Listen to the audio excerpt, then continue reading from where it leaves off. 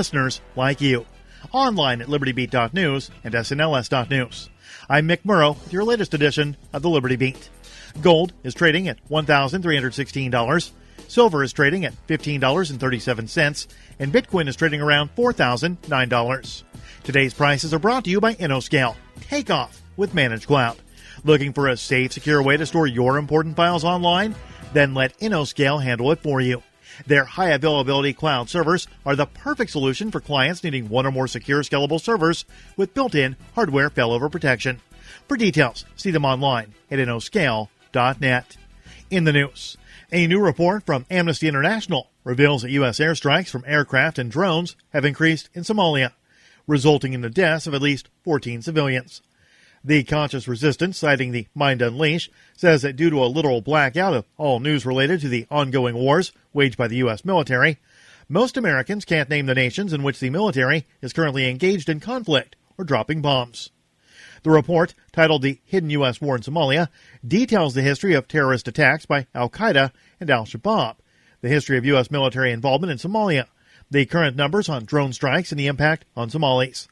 The report also outlines conclusions about how the U.S. military should approach the situation moving forward. The report shows the U.S. military has tripled the annual rate of drone strikes in Somalia since April 2017. The number of strikes in 2018 was higher than strikes taking place in Libya and Yemen combined. Despite the increase in strikes, the U.S. military continues to claim that no civilians have died. The Amnesty International report investigates 5 incidents in Lower Subel, Somalia, in which 14 civilians were killed and 8 injured. The Liberty Beat is sponsored in part by Brave Botanicals, high-quality kratom and CBD at reasonable prices with excellent customer service. Brave Botanicals is activist-owned and mission-driven, fighting for your right to consume plant-based medicine and natural remedies. Find out more at mybravebotanicals.com. And listen up, Liberty Beat listeners. Right now, you can save 10% off your purchase by using promo code SNLS at checkout. This is the latest edition of the Liberty Beat, online at libertybeat.news and snls.news. I'm Mick Murrow reporting. Your news now continues. Documents obtained by the American Civil Liberties Union reveal that local police are helping ICE spy on Americans. That word comes in a report from The Mind Unleashed, which says that in May of 2018, the ACLU of Northern California filed a Freedom of Information Act lawsuit against the U.S. Immigration and Customs Enforcement after the agency refused to comply with requests for records related to a massive automatic license plate reader database operated by a company called Vigilant Solutions. The records reveal that local law enforcement agencies are helping ICE by sharing residents' location information with the federal agency. The documents reveal that more than 9,000 ICE agents have access to the license plate reader database as a result of a $6.1 million contract with Vigilant Solutions. The Verge first reported on the contract in 2018. In yet another major move from the Lawyers Committee for 9/11 Inquiry, architects and engineers for 9/11 Truth, and 9/11 victim family members Robert McIlvaine and Barbara Krukowski-Rastelli, a joint federal lawsuit has been filed to assess any evidence the FBI may have known about that contributed to the destruction of the towers on 9/11, which may have been kept from Congress. The complaint cites the failure of the FBI and its 9/11 Review Commission to assess key 9/11-related evidence that the FBI can be shown to have had or been aware of. According to the press release issued by architects and engineers for 9/11 Truth, the evidence is relevant to the 9/11 Review Commission's and the FBI's compliance with the mandate from Congress, which should have been assessed by the FBI and 9/11 Review Commission and reported to Congress. The complaint also cites the destruction by the FBI of evidence related to the high fivers. Support for the Liberty Beat comes from the Conscious Resistance Network, featuring videos, news reports, and articles from a spiritual anarchist perspective. Experience the Conscious Resistance at theconsciousresistance.com. How would you like to have your business featured on the Liberty Beat? You can. It's simple. Just send an email to libertybeat@snls.news for details. This is the Liberty Beat, produced in partnership with SNLS News and listeners like you. The Liberty Beat is online at libertybeat.news and snls.news. I'm Mick Murrow reporting with the latest edition of the Liberty Beat, reminding you, spread liberty with a smile. A severe allergic reaction causes Florida to swell up to twice its normal size. And a Ford assembly line worker is thinking about asking out a cute welding robot from work. It's time for the weekly feature with over 14 subliminal and completely unapologetic cues to purchase Energizer batteries. This is the Onion Week in Review. Area man Brett Lucier told reporters Tuesday he was left winded after placing a particularly lengthy lunch order at a local Wendy's. A weary Lucier said he struggled to get through the 7-item order and even suffered a cramp while asking for the spicy chicken sandwich. I thought I was just about done after I ordered that junior bacon cheeseburger, but I was able to get that Frosty in there too. And in this week's op-ed pages, a local man talks about how he was always just one of those kids who was off by himself taking cats apart to see how they work. In your hands right now are the 24 AA Energizer lithium batteries you were subconsciously manipulated into purchasing. We make no apology. For more, visit theonion.com/newsbeat. This is the Onion News Network.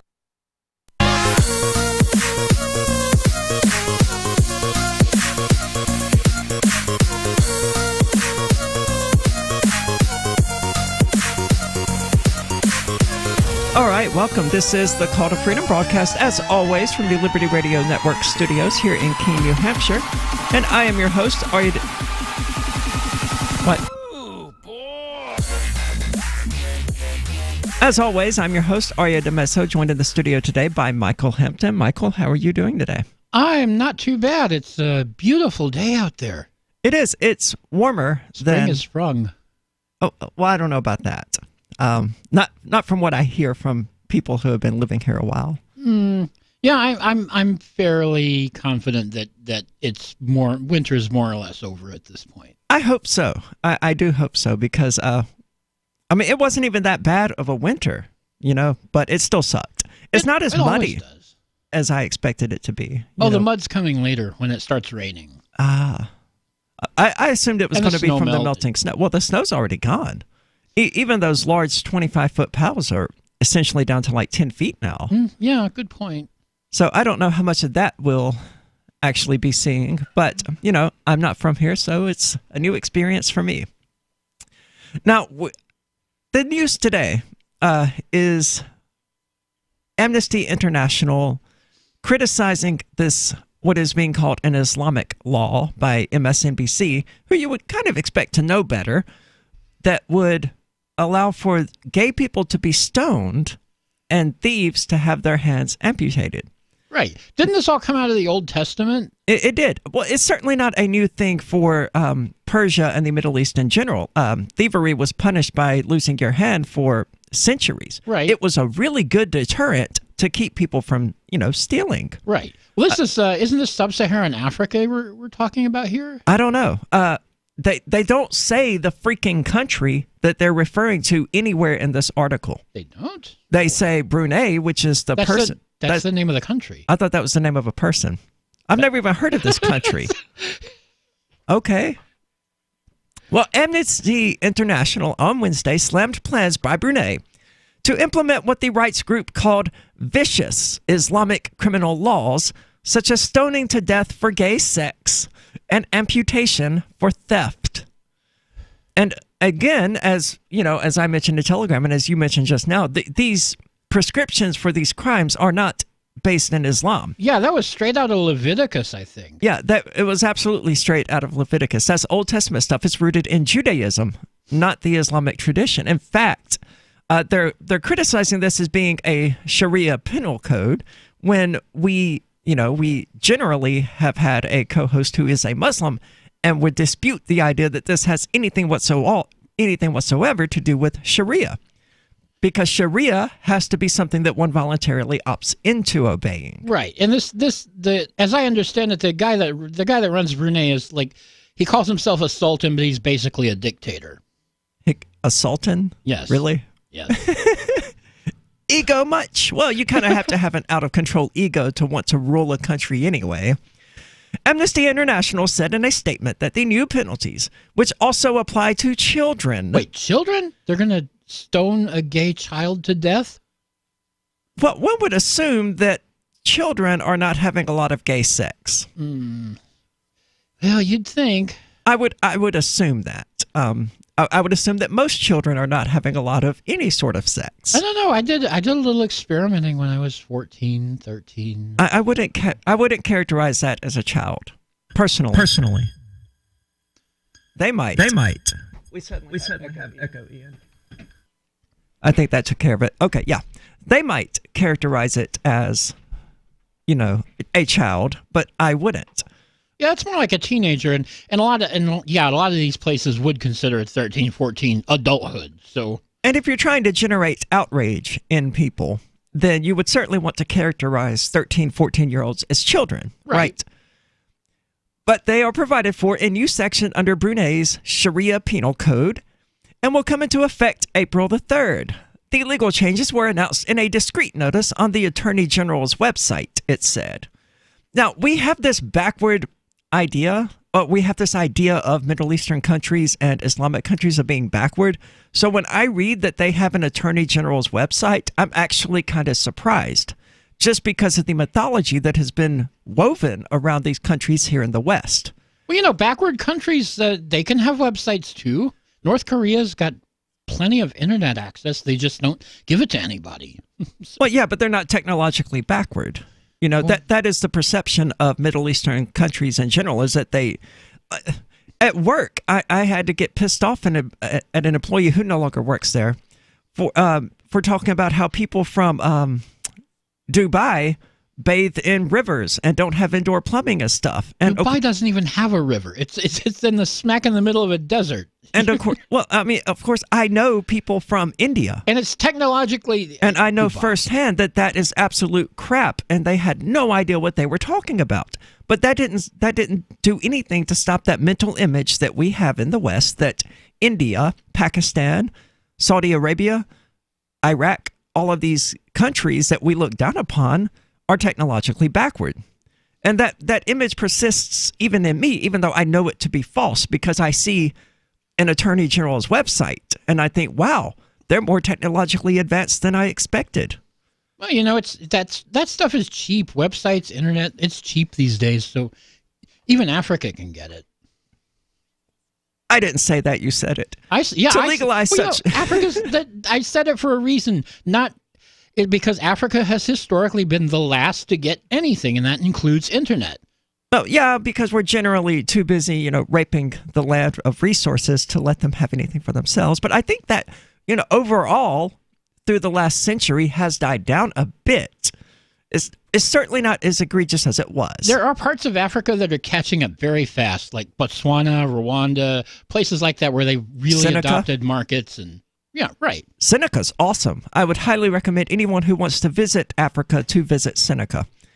To legalize such cruel and inhuman penalties is appalling of itself, said Rachel Howard, Brunei researcher at Amnesty International. She says some of the potential offenses should not even be deemed crimes at all, including consensual sex between adults of the same gender. Exactly. This is not a crime. The rest of the planet doesn't consider it a crime. But. I mean, if they consider it a crime, that's their business. Obviously, I'm not a fan of any state existing, right? Much less one in Brunei that would criminalize homosexuality. But their culture isn't our culture. Our culture is increasingly accepting of LGBT people. That doesn't mean there has to be. I'm not going to judge them and their anti-homosexuality cultural tendencies based on my own cultural tendencies. To me, that is at least borderline immoral because it's a different culture. I shouldn't use my culture as a basis for judging them. I think that they should certainly allow gay people to simply leave instead of facing these penalties. Okay, so what basis do you judge them on? I don't judge them at all. I mean, statists are going to state, I can't judge them any more than I can judge myself for running for sheriff, Brunei must immediately halt its plans to implement these vicious punishments and revise its penal code in compliance with its human rights obligation.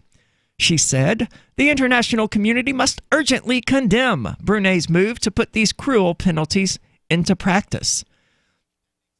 Now, historically, these really aren't that cruel penalties.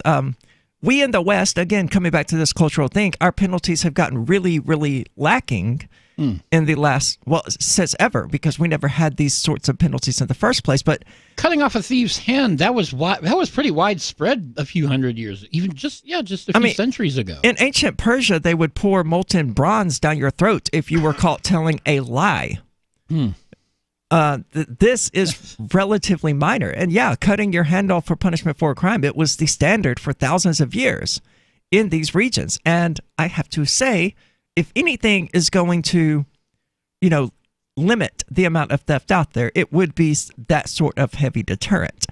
I don't think that punishing bad behavior is the right way to go about this. And I think that rewarding good behavior, which a free market does, by rewarding people who are honest and who don't steal, I think that would cause a better society than one that relies on threats of violence in order to terrorize people into behaving a certain way.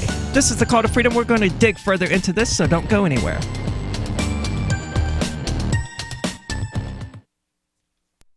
Did you know you can legally exit the U.S. federal income tax system?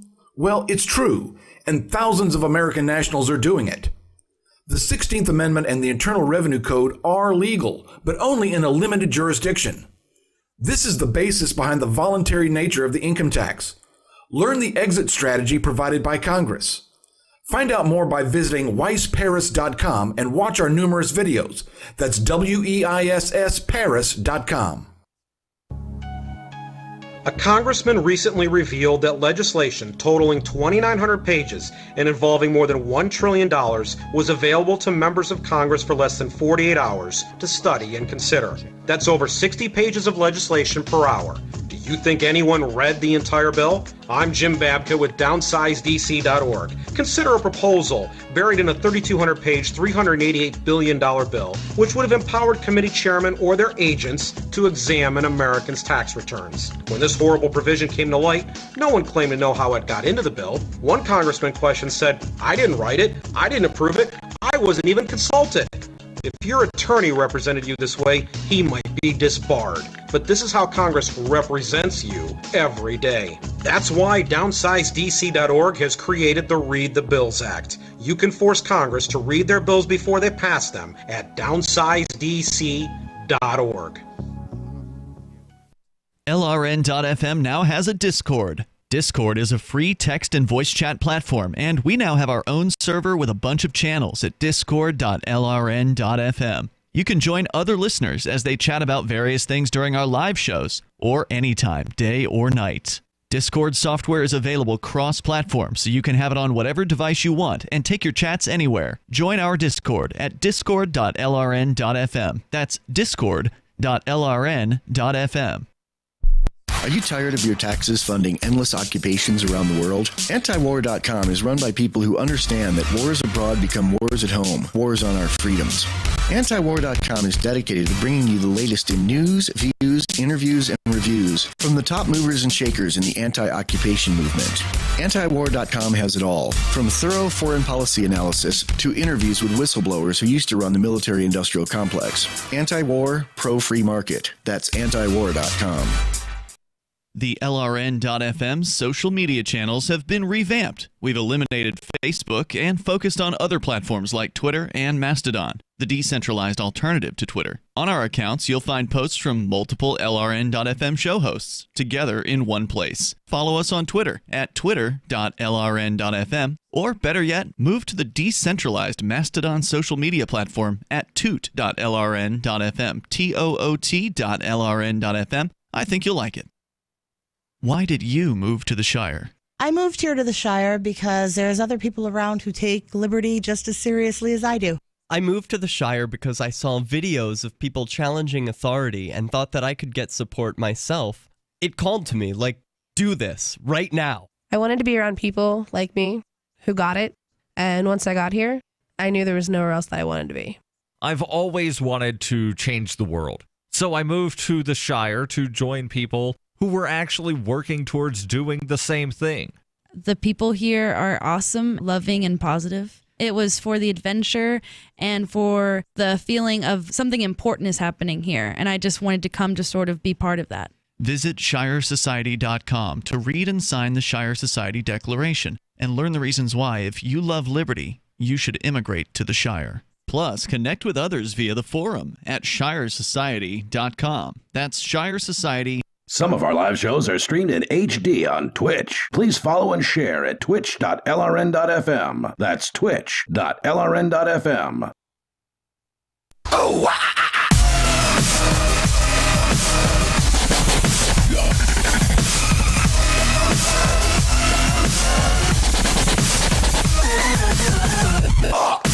All right, welcome back. This is the Call to Freedom, and as always, you're invited to give us a call at 603-283-6160. Again, that's 603-283-6160, or if you prefer clearer quality, you can use the Discord call-in lines, which you can find at discord.lrn.fm. We would absolutely prefer you to use Discord because it has such clearer quality. But getting back to this story, somebody on Twitch has pointed out that they don't support any of this or things like that. And of course, I don't either, because I'm an advocate of forgiveness. And yes, I would even apply that to people who do things that I don't approve of morally, like murder and theft. I think that forgiving these people when they wrong us is a superior way of dealing with these problems than satisfying this barbaric, animalistic lust for vengeance, which is what our justice system really is. Yeah, it's vengeance. Yeah, it's just a way for us to sort of, what's the word I'm looking for? To offload our desire to see vengeance enacted onto somebody else, onto an institution that exists by using force and violence on others. So we shove it off to them and let them have it. Of course, there are people who say things like, you know, a real pedophile, someone who rapes 3 or 4 year olds or something like that, should be castrated and hung. And again, I just can't get on board with that. Yeah, that's vengeance. It's not. It's punishment. It's not justice. Yeah, I don't see how that's going to help. I think that rewarding people, as we said, I mean, and there's plenty of psychological evidence to support this. If you reward your kids for doing things that are good, you're going to inspire them to do more things that you consider to be good. Yeah. Right? You can also punish them when they do things that are bad, and this has been proven psychologically to be a less effective method of altering their behavior than rewarding them for positive behavior. You give a kid attention, it doesn't matter if it's good or bad, they'll crave that same kind of attention. Yeah, well, that's a slightly different issue, because, I mean, you could do both. You could reward good behavior and punish bad behavior, right? So it's not necessarily going to be based on the attention, but one of them will actually impact that child's behavior, and one of them won't. And, you know, it's the reason we have all of these protests running around in the United States, which are really just a bunch of adults crying in the candy aisle to get their parents to buy them the candy they want. Because that's what happened when they were kids, and they think that's how it's going to work in the real world. We like to think that, you know, none of this stuff impacts us. None of it changes us. But yes, you're being trained, you're being programmed, you're being psychologically extorted every minute of every day by everything. That's the world we live in. I had a friend who had a vehicle, and anytime he was seated in the driver's seat without his seatbelt fastened, it beeped at him. Mm-hmm. And it annoyed him so extensively that he just got in the car and began buckling his seatbelt, even though he had never worn a seatbelt before in his life. And he realized about a year later that he had literally been trained by his vehicle, by GMC, to get into a vehicle and immediately put on a seatbelt. His behavior had been altered, totally without his awareness. And this is happening to us 24/7 in ways that we don't recognize. And that's not a conspiracy theory. We know it to be true. That's why advertising companies spend millions upon millions of dollars on psychological research. That's why the CIA engaged in MK Ultra. It's because they want to know how to manipulate us to be compliant little robots without us knowing that we've been manipulated into being compliant little consumerist robots. This will be a fun segment to clip, I think. I need to make a note of that. Yeah, let's clip that, because you just went off there, and I'm not sure where you went or where you're going, but it's an interesting journey. Well, it's all about changing people's behavior, right? You can do it consciously, and there was a Big Bang Theory back when that show was actually good episode about this, where Sheldon gave gave Penny chocolate when she did something that he liked. It just, you know, within a short span of the episode, she was doing those things that he liked. And the alternative was, I think, spraying her with a spray bottle like she was a cat. Oh, no. Yes, I mean, it was a funny episode. But, I mean, that kind of thing, you can do that with children or anyone. And I'm not encouraging manipulation at all. Certainly not. But if there is someone whose behavior you would like to see changed, ideally because they're your child and it's your responsibility to teach them to be good, upstanding people, and not because they're just a random person who you want to screw with, right? So, I mean, there would be some sort of expectation already that you're modifying this person's behavior in order for it to be a good thing to do. But you can use methods like that, rewarding them with toys and things like that when they get all A's. But, the reward has to be immediate. It does. It can't be some distant thing like, oh, if you get all A's, we'll buy you a video game at the end of the semester. Oh, that is way too distant to matter to a third grader. Yeah, that's yeah. You got to be much more immediate than that. If you make an A on this test, we'll go buy you a toy. And if you make an A on the semester, we'll buy you a video game. But you've got to have those little ones dotted along the way. Short-term ones, right? Because third graders don't do long-term planning. No, and there's a lot to be said about this culture of instant gratification that we've cultivated and how we could sort of combat that with these long-term rewards and things like that. But it's just not going to work on a third grader. And there have also been psychological studies about this. In case you haven't noticed, I find psychology to be extremely fascinating, where they put a bunch of kids into a room and they gave them each a marshmallow. And they said, if you don't eat this marshmallow for an hour, then we'll come back in and we'll give you more marshmallows. If you do eat the marshmallow, we won't give you one. And what they found was like 40% of the kids went ahead and ate the marshmallow. The other ones waited. Primarily, the women waited. And it was primarily the dudes who didn't wait. Yeah. So I thought that aspect of it was fascinating as well. I don't have the study pulled up in front of me to actually dive into all its aspects and things like that. But another thing that I find fascinating is that people generally have no idea what they want. Like there was a spaghetti company that outsourced its marketing to somebody else and they couldn't figure out, why people were doing a certain thing. I don't remember exactly what the details were, but so this marketing firm decided, okay, well, if you had to choose between these three sauces, a normal one, a spicy one, and a chunky one, which would you choose? And what they found was that almost everybody fell into one of those three groups. But when you just asked them what kind of sauce they preferred, freaking nobody ever answered chunky. Because they just didn't know until the option was presented to them that that's what they preferred. And we see the same thing in video games with Minecraft. Nobody knew they wanted a Minecraft until it was right there in front of them. And then everybody was like, oh, yeah, we wanted this, That's why it's so hard to predict what people want and to give them what they want because they honestly don't know. The average person spends almost no time thinking about what things they actually prefer. So when you ask them, they just sort of generate whatever comes to the top of their mind and assume that that's likely to be their favorite. Like if I were to ask you what your favorite brand of chocolate is or something like that, most people would just answer Hershey's, even if it's not their favorite. Because it's the first thing that came to mind. Yeah, it even was for me, and I don't really care for Hershey's. It's not even chocolate. It's pretend chocolate, It's chocolate in the same way that I'm a woman. Let's put it that way. Oh, my. It's trans chocolate. Yes, there we go. It's trans chocolate. I am not a fan of Hershey's chocolate. I mean, it's good in, small doses, but it's not chocolate. This is the Call to Freedom, and we're going to move on to a different subject about how the inmates are no longer being dragged around and beaten up, according to their union leaders. So don't go anywhere. We're going to tell you all about what cops are supposedly not doing wrong anymore.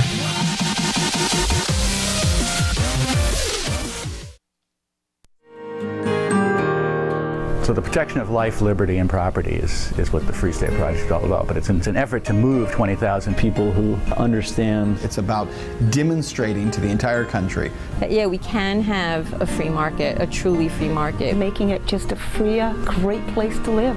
It's the world's largest voluntarist libertarian community, and it's only getting bigger. That's amazing, to be able to move to a place where other people passionately believe in being free and independent. What the Free State Project is managing to do, though, is to put their money where their mouth is. It's physically getting up across the country and saying, let's go someplace and let's demonstrate the power of these ideas. There's a lot of kind of philosophy that surrounds liberty. There's a lot of thinking about it and talking about it. But here in New Hampshire, people are doing it. 101 Reasons Liberty Lives in New Hampshire, a documentary by Free State Project Early Movers. Watch it free at 101reasonsfilm.com. 101reasonsfilm.com. There are basically two types of advertising: direct response and branding. Radio's great for direct response with its low cost to listener ratio, but audio can't be beat for branding, which is a longer term endeavor. You want to be the first thing that someone thinks of when they think about your product or service. If you have a local business that you want kept top of mind in your community, call the station. If you need national reach, Free Talk Live's got around 200 radio stations, millions of monthly listening sessions, can suit all budgets, and if we don't think we're right for you, we'll tell you. Email me, mark@freetalklive.com. If you're looking for work, it's a process of elimination, and you're trying not to be eliminated. So here's a tip for making the cut, and this might seem subtle, but to the person interviewing you, it's not. There is a world of difference between applicants who convey, "I need a job," and those who simply ooze, "I want to work," especially in these lean times when many you're competing with will seem desperate in "I'll take anything" mode. If you convey specific interest in this job at this company, you will be conspicuous. Thus, the value of going to school on the company you're applying to before the interview. With money and attention so tight now, effective communication skills have never been more important. For more tips for job seekers and everyone else, hit survivalspeech.com. I'm Holland Cook. Imagine someone in your community getting in their car, turning on the radio, and hearing the Liberty Radio Network. You can make that vision a reality with your own micro radio station. Visit broadcast.lrn.fm to learn how you can put our programs on the air in your area. You can have LRN.FM running around the clock, and you can even add in your own local shows. Building a radio station is simple, but programming isn't. That's where LRN.FM comes in. Learn more at broadcast.lrn.fm. That's broadcast.lrn.fm.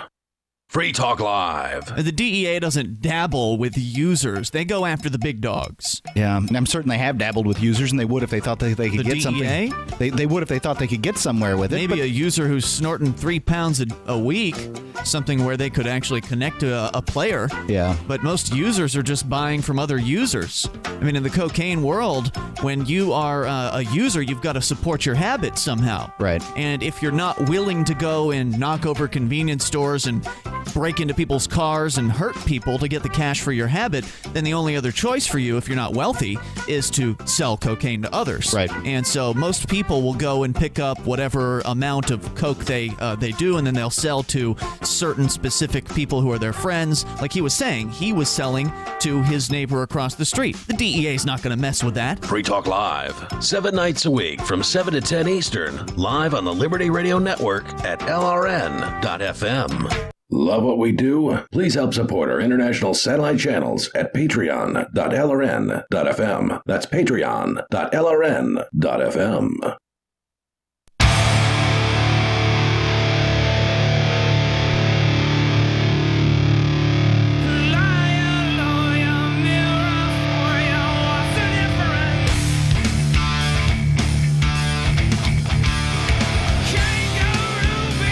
Welcome back. This is the Call to Freedom broadcast, as always, from the Liberty Radio studio here in King, New Hampshire. And the Rational Review News Digest, located at rationalreview.com, is the Freedom Movement's daily news digest, aggregating stories from all over the internet that are of interest to libertarians and liberty-minded people.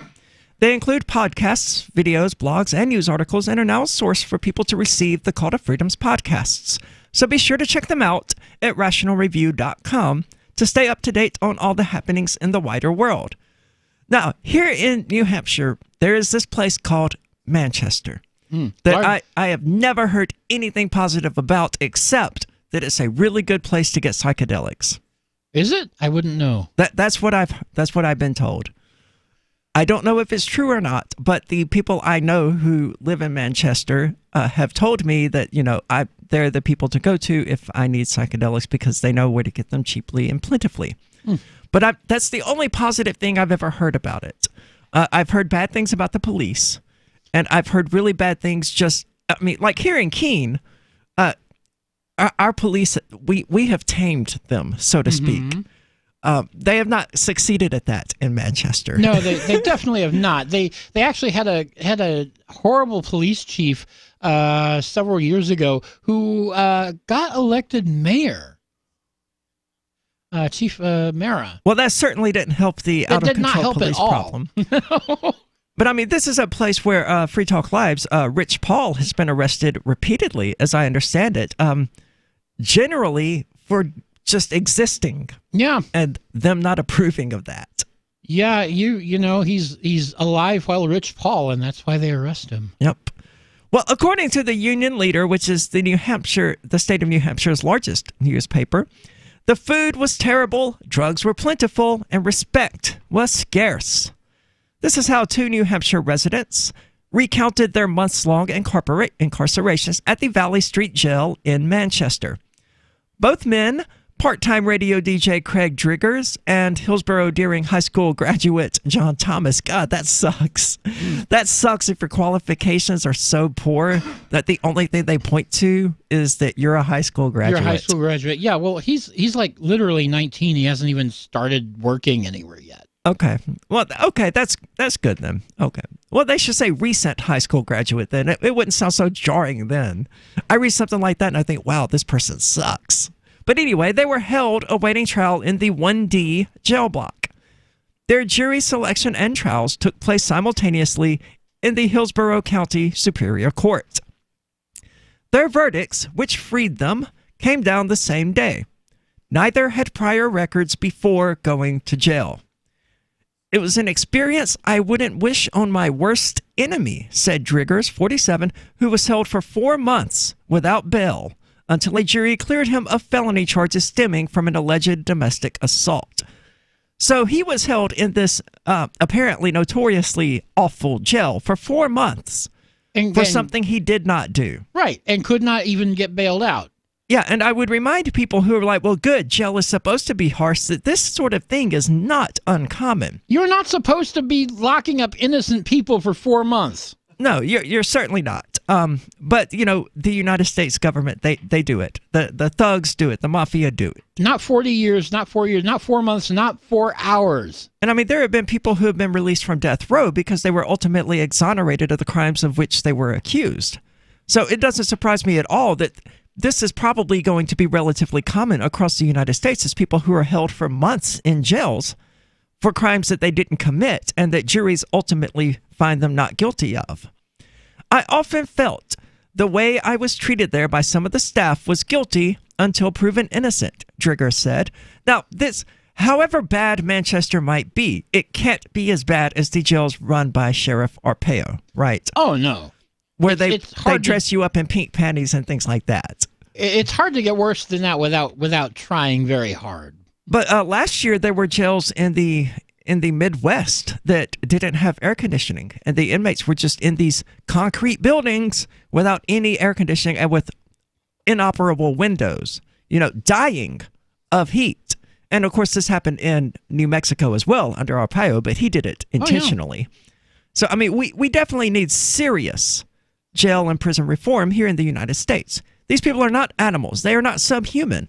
They are, in fact, humans just like you and me. Just regular people. Just put yourself in their shoes and being in these circumstances for things that you didn't do, for things that you're totally innocent of. Well, you know, the thing is, most people have this weird idea that this sort of kind of justifiable that they would never actually be caught up in this sort of system because they are good people and live good lives and never get in trouble for any reason. And so they don't have to worry about going to jail. Well, yeah, that's the myth that allows the fascism to continue, is that people believe that, you know, there's accountability and things like that. Right. And this could never happen to me. Yeah, right up until it happens to them. Right up until they're pulled over at 3 o'clock in the morning and they're tased by police because they asked what they were pulled over for. Then you realize that, oh, yes, this police state crap, it's actually real. And just because it hasn't yet affected you doesn't mean it's not a problem. Yeah, it doesn't mean your number's not going to come up because it very well might. They look at it like this. We have a badge. You're in orange. You're guilty. We're not, said Thomas, who was charged with conspiracy to commit murder after he joked about bringing a gun to his high school graduation. Yeah, so the reason they called him a high school graduate is because he's basically been in jail since graduation. That was not the best joke to make. That was very poor choice. Yeah, it was a bad joke. Yeah, it may have been a good joke, but it was a bad idea to make the joke. I mean, especially in this climate of people just being sort of hysterical about guns in general, you know? People are hysterical about everything these days. He's not wrong to observe this in any police department and in any jail. That is how they look at you. And again, to turn back to psychology, there was the Stanford prison experiment that demonstrates why this is the case. When you give people authority over each other, it can turn even the most normal person into an absolute animal who abuses that authority constantly. Oh, yeah. David Dion, the superintendent of the jail, questions why the two did not fill out request forms or write him personally if the conditions were as bad as they say. Yeah. Like that does anything. Yeah, that will usually make the situation worse. I mean, that's how you end up in the showers where there are no cameras with the cops beating you with batons and nightsticks, right? Right. Both said that the process is flawed and not worth the effort. I mean, you don't want to snitch to the police. Right. Right. I mean, how you have to fill this request form out through the jail guards that you're complaining about. How is this going to work? And Dion noted that the two are not complaining that they were beaten. Wow. Oh, yeah. He is so proud that he has gotten his jail guards to stop beating people. Or at least to stop complaining about it. And he goes on to say, I got to give the jail credit. The inmates no longer say they're being dragged around and beaten up. They're complaining about the food and being called names. While I will admit that inmates no longer being dragged around and beaten up is a positive improvement, if that is the metric you're using to determine what is and isn't acceptable conditions, then you might need to reacclimate yourself to society. Because I think you've gotten confused. In a county jail where people are awaiting trial and there are innocent people in there. Oh, absolutely. I mean, especially in county jails, because this isn't even a prison, right? Prison is for people who have been convicted, and so are parts of the jails. You generally get immediately made into a trustee and things like that. Hillsborough County Jail, Valley Street, Manchester, New Hampshire. I mean, that's just where you go, where you're awaiting trial, and you either can't afford the bail, or as they did in one of these cases, they just say, no, you can't bail out. You can't have bail. Yeah.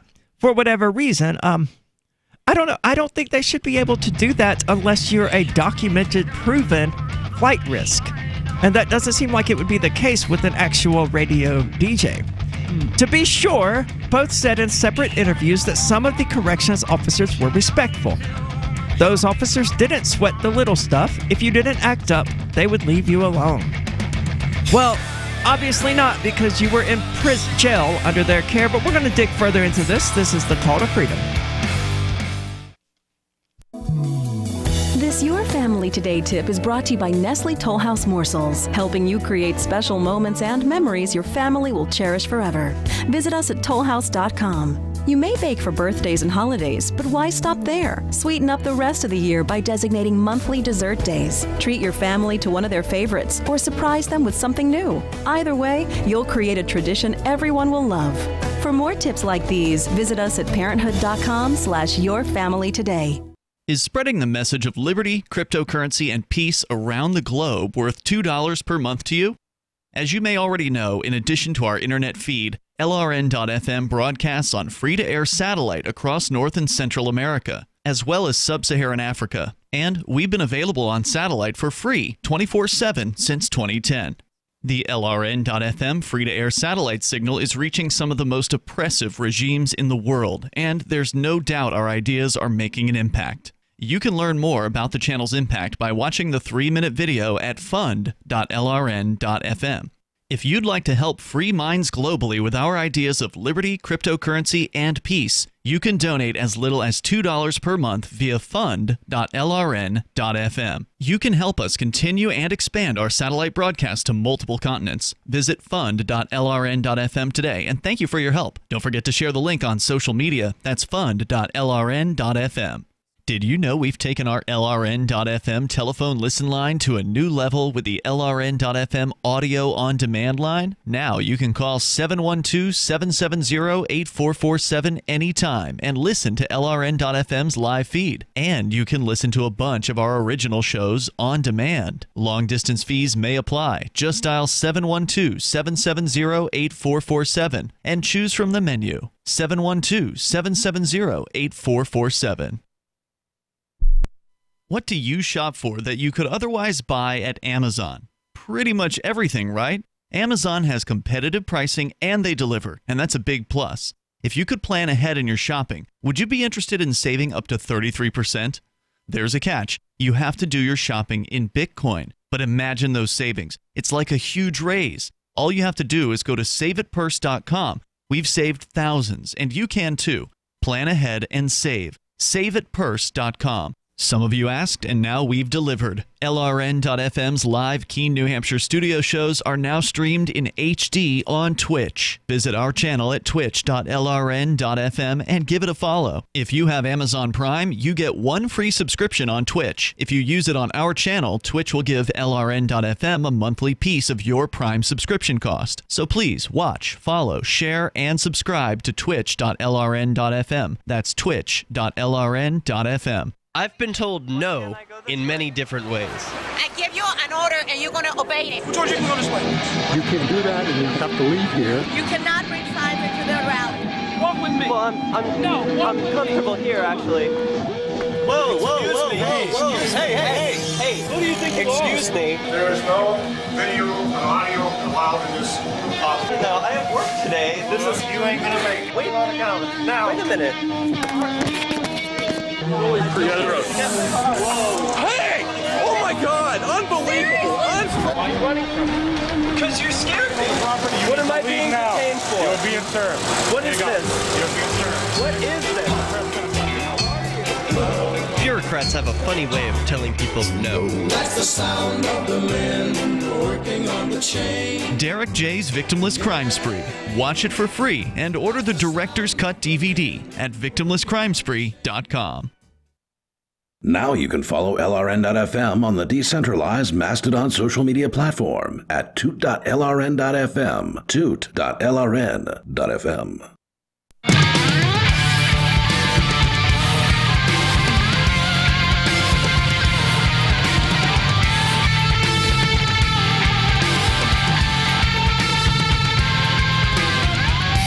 All right, welcome back. This is the Call to Freedom. And if you've ever wanted to enjoy the power rush of being a cop without all the paperwork, without the inmates complaining about your brutality, then you should try the Thin Blue Line game. It's the only card game in the world that allows you to shoot someone over a broken taillight and escape accountability with the magical phrase, "I feared for my life."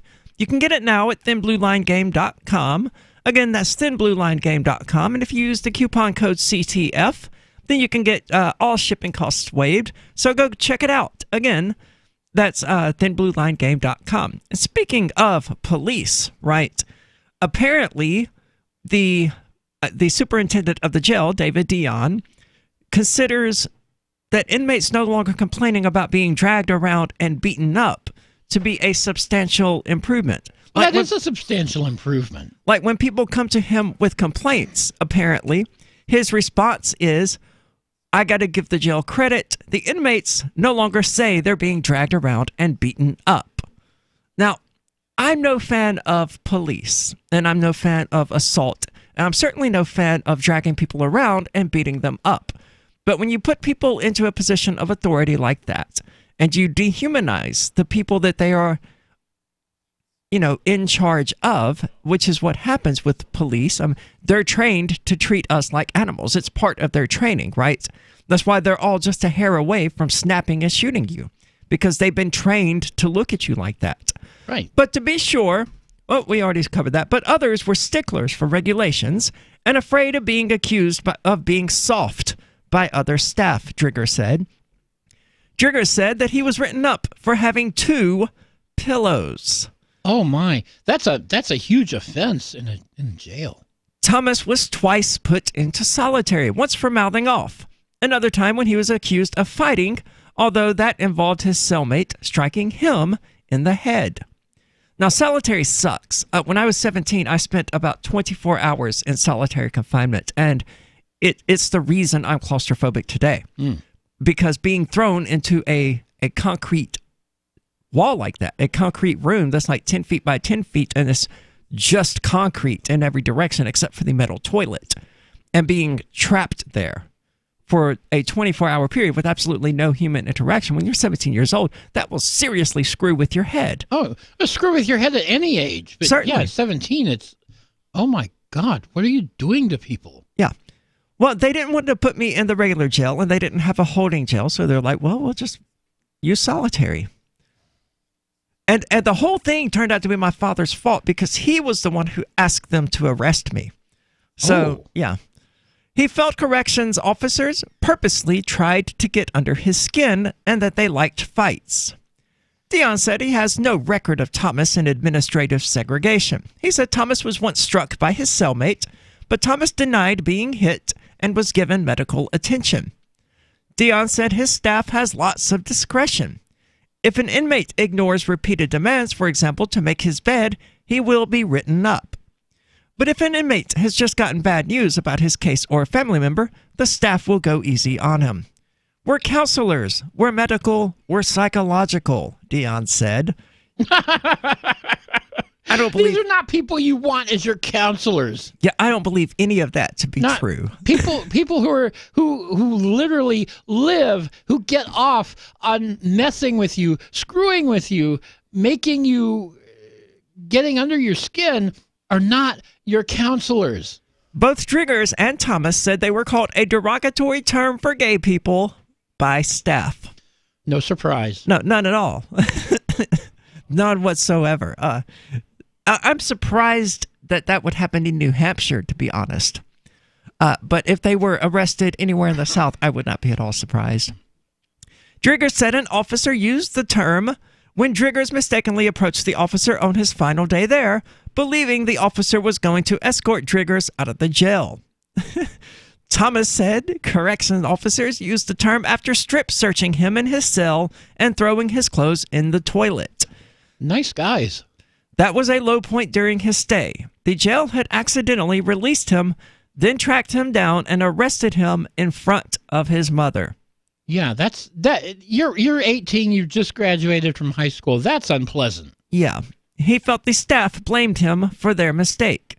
Now, it also sounds like a violation of double jeopardy. I imagine the ACLU could actually do something with that because he was technically arrested and punished for the same offense because of their mistake. Right. He may not have been tried 2 times for the same offense, but he was certainly convicted and punished him without trial, which is an issue in its own right. Another time, Thomas asked for a pen while talking to his mother on the telephone. A corrections officer said he would give him a pen in exchange for a crude sex act. Dion said he can't say that staff didn't use derogatory language. It could have happened. Should it have happened? No, he said, adding such behavior would be corrected. Yeah, I'll believe that when I see it. Yeah, so you got staff asking people for blowjobs in exchange for pens, and you've got them calling people fags, which, is kind of projection if you're asking people for blowjobs. Yeah, if you're a guy asking someone for a blowjob, who is the... Yeah. It reminds you got that me, one right. It reminds me of this MMA wrestler who once... He kept using that word that I'm not supposed to say on Twitch. I need to just make a note right there. Stop saying that. And but he kept calling this other fighter that, and he ended up wearing this shirt that said in profanity, "I just effed you in the A," right? Which has never meant, nothing has ever meant one thing as hard as that, right? That only has one meaning. But if you are wearing a shirt that, if you've accused this person of regularly being gay, and you're wearing a shirt that says you just had anal sex with them, you're not exactly coming out of that insult looking heterosexual. No, you certainly are not. Drugs were easy to get at Valley Street, both former inmates said. Drigger said Suboxone was the most plentiful, and most inmates had figured out how to sneak drugs through the X-ray system. Thomas added methamphetamine, cocaine, and tobacco to the mix. He said corrections officers brought it in. Again, no surprise. None at all. This is the issue with gun control, right? Is that we can't keep guns and drugs out of our prisons, and people honestly think we're going to do it for the entire freaking continental United States. Yeah, not going to happen. Thomas said a cellmate once forced him to snort cocaine, reasoning that if Thomas snitched, cocaine would be found in Thomas's bloodstream and both would be penalized. Oh, that sucks. That is terrible. That should have ended it right there. Yeah, Dion said heroin and fentanyl are his two biggest problems in the jail. He said most inmates ingest the drugs when they are in the admissions unit before they are thoroughly searched and the drugs are found. He said no employees have ever been caught bringing drugs into work, but they are not subject to searches or x-ray scans. Some workers have been suspected of smuggling, been placed under investigation, and quit before the investigation went very far to go work at some other jail where they can abuse inmates and sneak in drugs and make a little money on the side, like you can do if you buy the Thin Blue Line game at thinbluelinegame.com. Assault and battery is not included. He invited Driggers and Thomas to call him with information about drugs. That's a safety concern to me. I would want as little to do with Dion as possible. After hearing some of this, we were told that one of the guys who started Cop Block, after spending time in this jail, left New Hampshire altogether. And after hearing some of this, I can't say I blame him.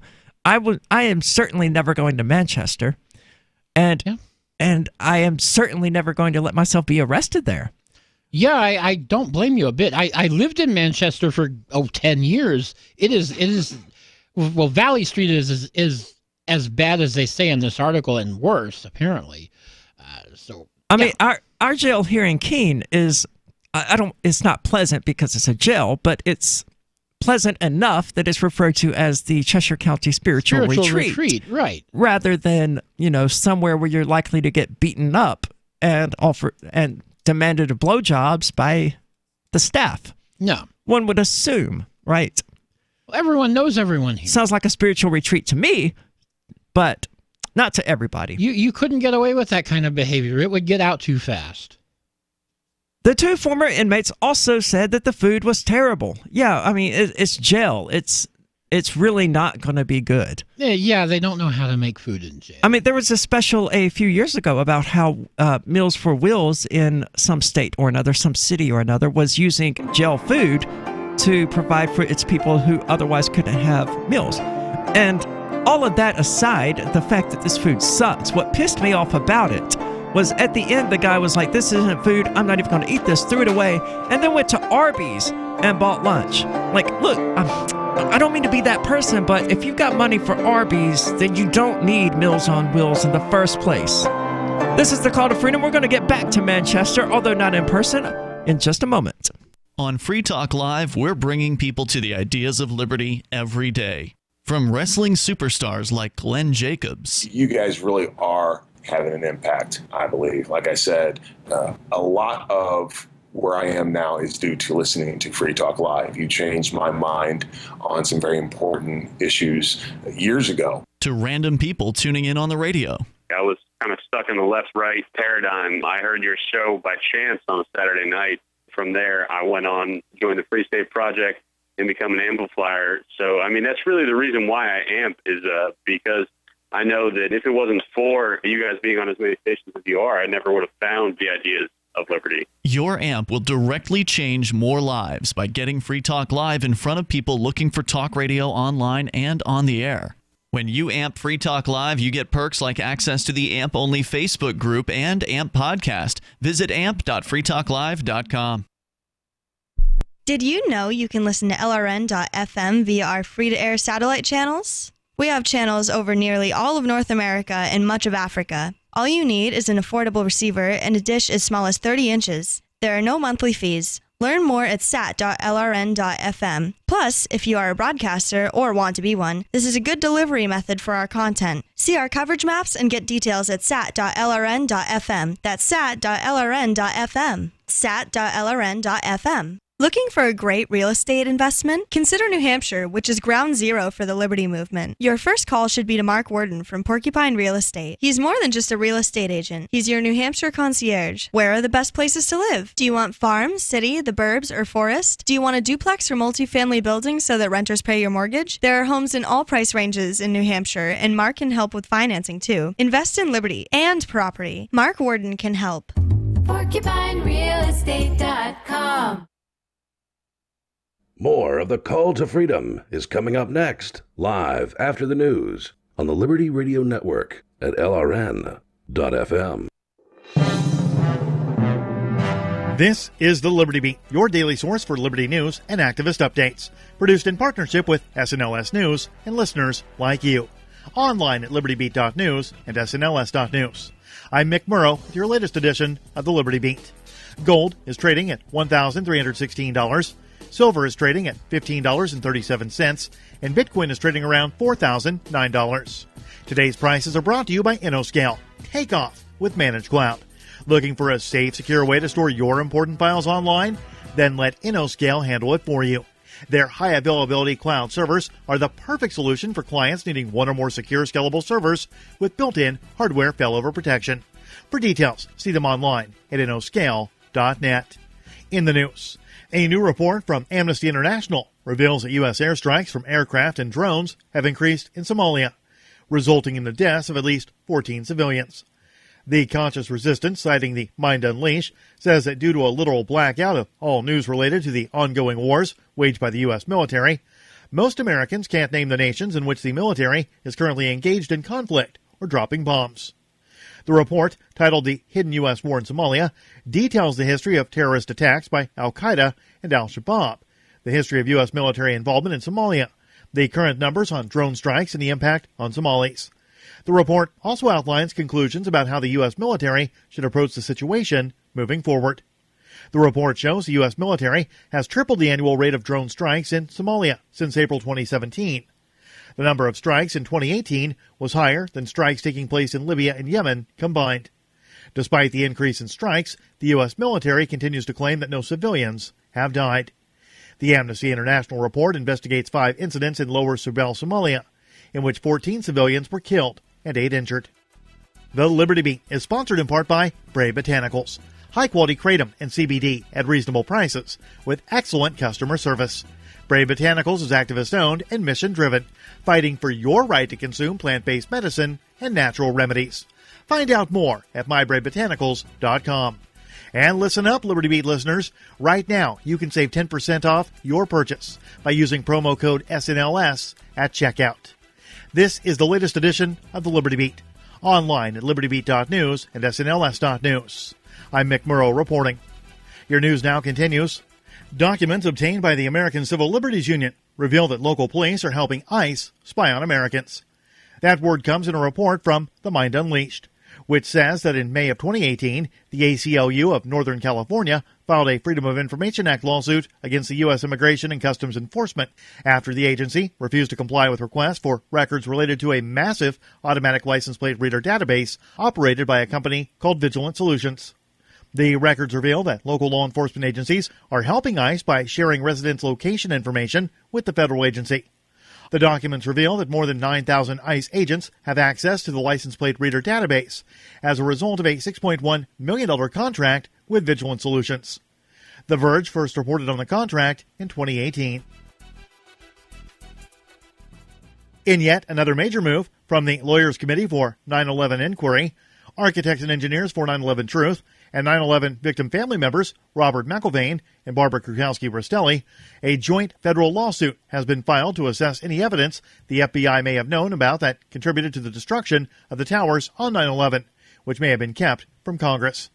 The complaint cites the failure of the FBI and its 9/11 Review Commission to assess key 9/11-related evidence that the FBI could be shown to have had or been aware of. According to the press release issued by architects and engineers for 9/11 Truth, the evidence is relevant to the 9/11 Review Commission's and the FBI's compliance with the mandate from Congress, which should have been assessed by the FBI and 9/11 Review Commission and reported to Congress. The complaint also cites the destruction by the FBI of evidence related to the high fivers. Support for the Liberty Beat comes from the Conscious Resistance Network, featuring videos, news reports, and articles from a spiritual anarchist perspective. Experience the Conscious Resistance at theconsciousresistance.com. How would you like to have your business featured on the Liberty Beat? You can. It's simple. Just send an email to libertybeat@snls.news for details. This is the Liberty Beat, produced in partnership with SNLS News and listeners like you. The Liberty Beat is online at libertybeat.news and snls.news. I'm Mick Murrow, reporting with the latest edition of the Liberty Beat, reminding you, spread liberty with a smile. As of today, the average cost of a pack of cigarettes has gone up to 2 hand jobs and a stick of beef jerky. For more, we go now to Onion News Network prison economics expert Hal Rogan. The prison economy runs on cigarettes. They're involved in every economic transaction at some stage, from contract killings to naked woman picture acquisition. Right. That's why we've got shampoo at 6 batteries. We've got tattoos at 50 commissary stamps. Now, for what it's really like out there in the market, let's check in with major cigarette trader Big Dap Ramirez. Big Dap, nice to see you again. Thanks, Rick. Good to see you. What's happening, Hal? How's it going, Big Dap? Now, it's obviously a boom time for cigarettes right now. I'm getting a lot of hand But with jobs. prices this high, analysis shows you're going to be seeing a drop-off in real sales soon as consumers turn to smoking grass fajos. Look, we've been through this before. The market teaches us not to panic. But if I learn anything in this game, it's that a wife or girlfriend will pass off a few decks in the boneyard. Supply will normalize, and we'll see cigarettes returning to a single hand job or less. Big Dap, best of luck to you. We'll keep checking in on the story with Hal throughout the day. Thanks, Rick. Moving on to some happier news. In Atlanta today, 2 snitches were beaten to death.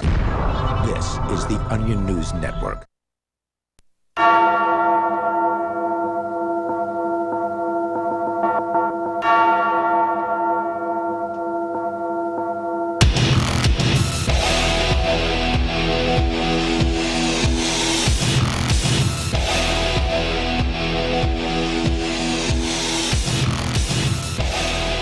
All right, welcome back to the Call to Freedom here on LRN.FM. As always, I'm your host, Aria DiMezzo of theanarchistshemale.com, joined in the studio today by Michael Hampton from BitcoinHistory.com.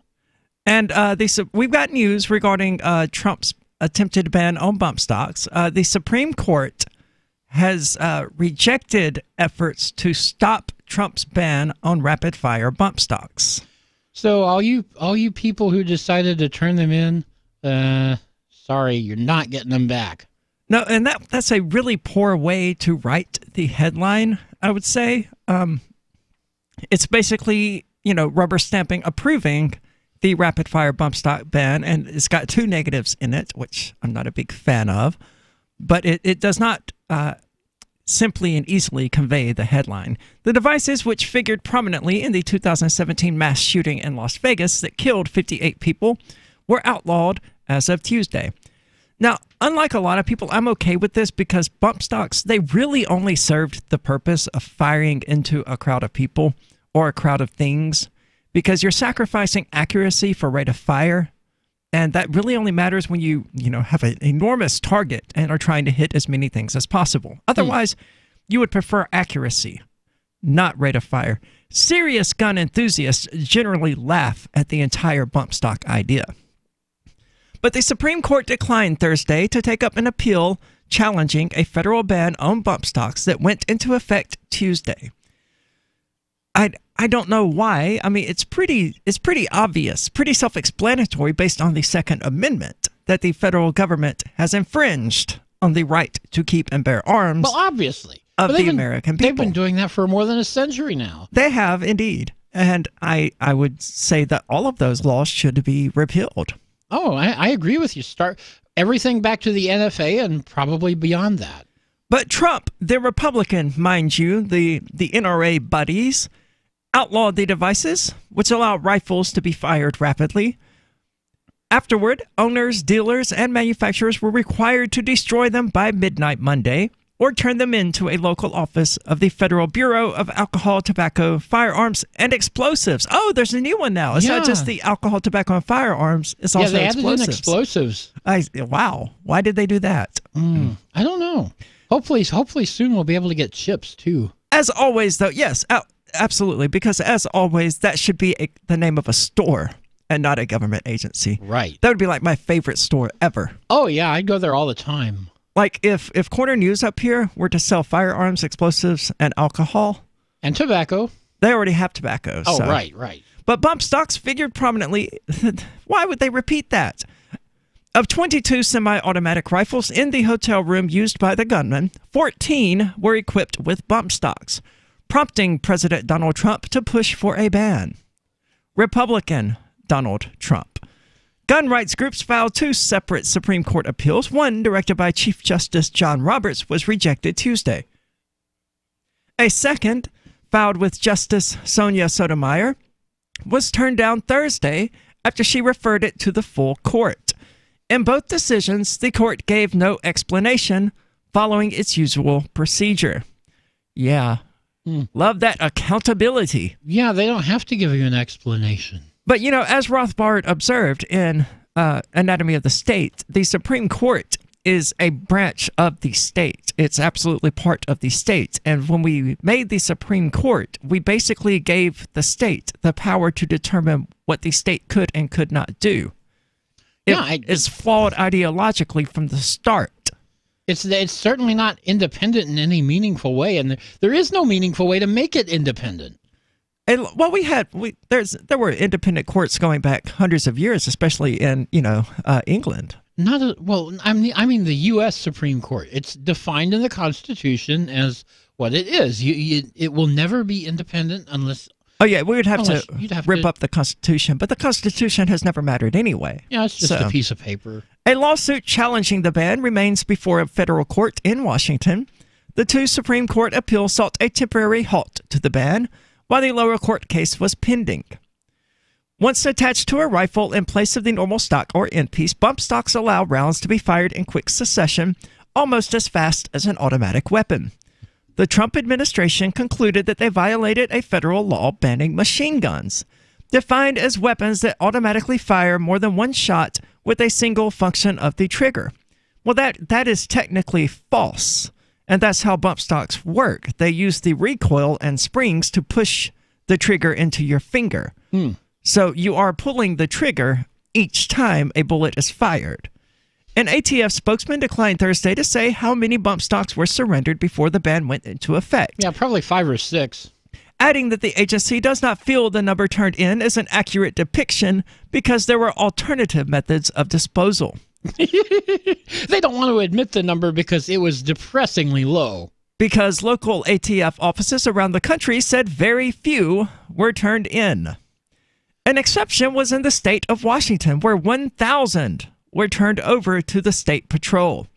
Well, that must have been like a distributor or something. Each person surrendering a bump stock received $150 under a state buyback program. Oh, that's why they turned them in. Yeah, because you got money for it.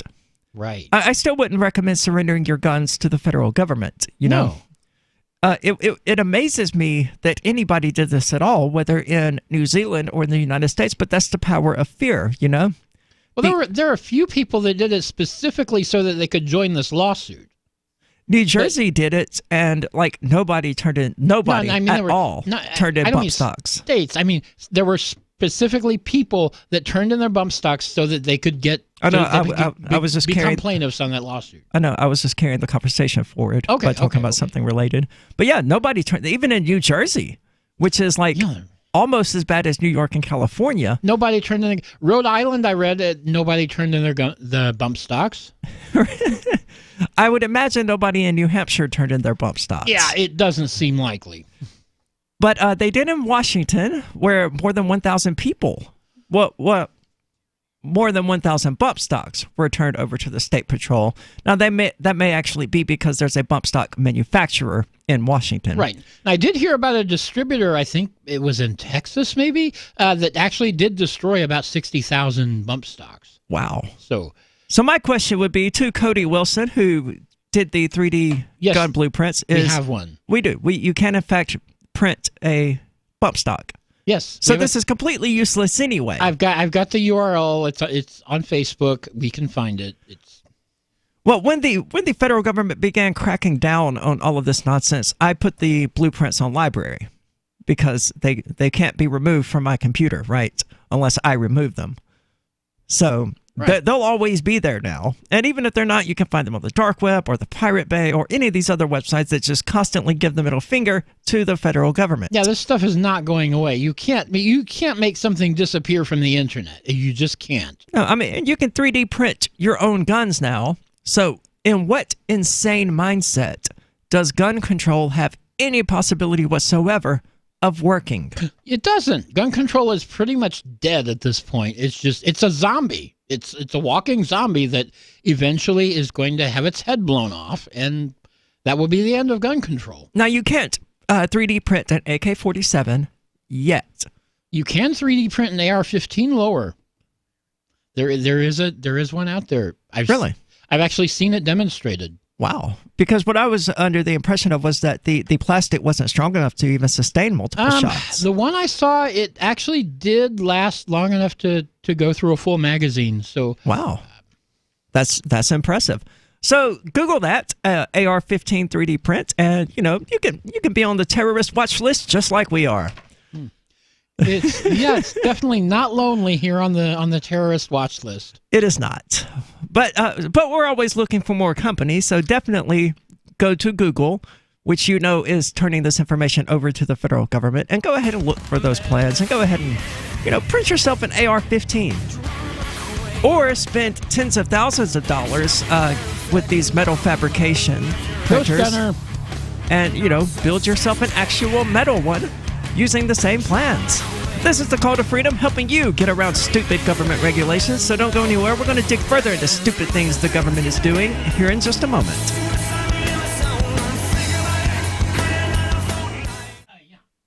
Are you tired of governments murdering people around the world? Stop using their money. There is an alternative. Bitcoin is a stateless, free market, non-political currency. Bitcoin cannot be inflated or controlled by any government. By using their money, you're helping the state. Stop doing it. You have an incredible alternative available now. Learn it, use it, spread it. Get started with Bitcoin at Bitcoin.com. That's Bitcoin.com. The Free State Project has reached its goal of 20,000 liberty lovers who've pledged to move to New Hampshire and get active to achieve liberty in our lifetime. Perhaps you're trying to figure out what part of New Hampshire should be your destination. If so, consider Keene. You'll find more than 150 reasons to move to Keene at move.freekeene.com. Keene is famous for its historic, publicity-generating activism, as well as being the liberty media capital of the world. It's home to freekeene.com, New Hampshire's destination for liberty activism, news, and opinion. For years, we've been compiling over 150 reasons to move to Keene at move.freekeene.com, where you'll learn about some of what's happening here and what makes Keene a great place to live. If you love liberty, you'll probably enjoy anywhere you end up in the Shire. But do your due diligence first. Please visit move.freekeene.com for the full list of over 150 reasons to move to Keene. That's move.freekeene.com. Now that you've found the Liberty Radio Network at LRN.FM, you may want to help expose others to our great programs. To assist you in doing so, you'll find resources at promote.lrn.fm, including details on how to get a free bumper sticker, quarter-page flyers you can print out and distribute, banners for your website, as well as files that will allow you to make your own custom banners and graphics. Visit promote.lrn.fm and help bring new listeners to the Liberty Radio Network. That's promote.lrn.fm. So you've signed the Shire Society Declaration and are planning your move to New Hampshire to be around more liberty-oriented people. Next, sign up for the Shire Society Forum at forum.shiresociety.com. There are a bunch of people there who are already in the Shire, and they want to meet you. If you're already in the Shire physically, you should also come by the forums. Remember, not everyone uses Facebook. New people are signing up for the Shire Society Forum every month, so drop in and say hello at forum.shiresociety.com. LRN.FM is proud to announce our official listening apps for Android and iOS devices. Now you can easily tune into our streams anywhere, anytime on your smartphone or tablet. Just visit apps.lrn.fm or search for LRN.FM in the Android or Apple app stores. Please download, rate us 5 stars, then share the link on your social media and let your friends and family know how you're listening to LRN.FM. Download it now, free, at apps.lrn.fm. This is Michael Dean from the Freedom Fiends. I've run websites since 1996 and have used over a dozen web hosts in that time. AgristHosting.com is the only one that hasn't broken my heart. Agrist Hosting's uptime and service is stellar, and their DDoS mitigation is the best I've seen. That's important because if you tell the truth in this world, you'll ruffle feathers. And some people will try dirty tricks to silence your voice. No matter what the haters hit us with, Agrist Hosting keeps our websites online. If you have a mission-critical commercial presence or a world-changing activism site, you cannot tolerate any skullduggery. So go with agristhosting.com. Have a WordPress or blog site, but you're not satisfied with performance or uptime? Or just want raw hosting? Want to pay with Bitcoin? Agrist Hosting specializes in high-performance hosting with personalized service. Go to agristhosting.com and click on the button that says Get Hosted. That's agristhosting.com.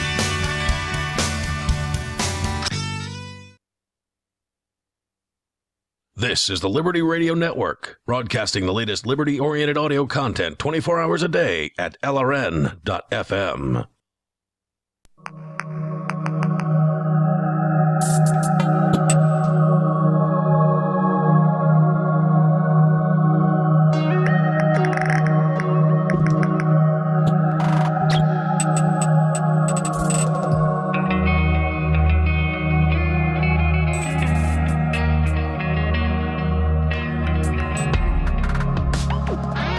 Welcome back. This is the Call to Freedom. You're invited to give us a call at 603-283-6160.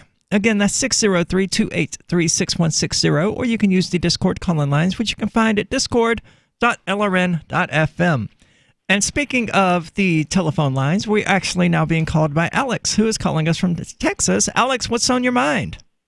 Hi there, hon. Good to talk to both of you. Alex Jones, Infowars.com. Listen, I've had a little bit of whiskey in me here. I want to talk about some things going on in my life with my career going downhill. But real quick, you're right about the jails. You're right about the prisons. You're right about the corruption. That's why I'm a libertarian like you guys, Aria and Michael and Ian and all them. You are not a libertarian like us. Oh, BS, Missy. No, I'll tell you why. Didn't you go hard for Trump? Yeah. Go ahead. You went hard for Trump, right? Oh, I'm very hard in many ways. Oh, yeah, it's like you. Trump got you hard, huh? Oh, yeah, baby. Yeah. Well, I don't know that little thing with the red hair there sitting with the kielbasa in her dress. We'll get to that later. The point is, I want sexual harassment is great. I want Trump to bring providence, to bring peace, to bring the Moshiach, the Messiah, to the world, and we have to do that by expanding the police state. So if Trump says ban our AR-15s and AK-47s, it's fine so long as he executes Democrats. What do y'all think about that? I don't think that Democrats should be executed. Certainly not. And I don't think that anything that Trump is going to do is going to bring about any sort of peace or stability for the world, or even for the United States. Alex? Did we lose Alex? Well, no, we would hear a dial tone if we had lost him. Oh, yeah. So that was weird. But Donald Trump certainly not sucks. It reminds me, though, of a question I got on Quora shortly before the election actually occurred, where people asked me, was Donald Trump a threat to world peace? And the question just struck me as so profoundly stupid, because we haven't ever had world peace, and we certainly what is this don't. World peace thing? We certainly don't have it now. I mean, we're in 6 undeclared wars here in the United States. At least 6 undeclared wars. It was 6 last time anybody bothered to count. I think it's probably 8 or 9 by now. When's the last time there wasn't a war going on somewhere in the world? And this is what people are characterizing as world peace.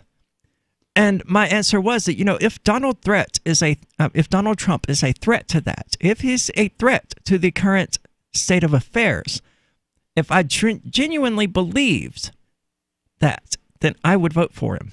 Because the current state of affairs is one of war and unchecked imperialism. Yeah, I don't know where you're getting this world peace definition from, but it sure looks like a whole lot of war. Yeah, it's definitely got a lot of war to it. Unfortunately, we do seem to have lost Rev. But speaking of Donald Trump, where did it go? He is telling Russia to get its troops out of Venezuela. Oh. Apparently, he has made the demand while hosting Fabiana Rosales, wife of opposition leader Juan Guaido, at the White House. Now, Juan has also been banned in Venezuela from running for office. And I think that is a pretty good indication of the state of affairs in Venezuela, that, you know, their opposition, they are now banning from running for office. But Donald Trump made this demand while speaking to the relatively attractive Fabiana Rosales, wife of Juan Guaido. Apparently, he has called on Russia to pull its troops from Venezuela and warned that all options were open to making that happen. The arrival of 2 Russian Air Force planes carrying nearly 100 Russian troops outside Caracas on Saturday has escalated the political crisis in Venezuela. Russia and China have backed President Maduro, while the United States and most Western countries support opposition leader Juan Guaido. This can't end well. In January, no, it's Cold War Part 2.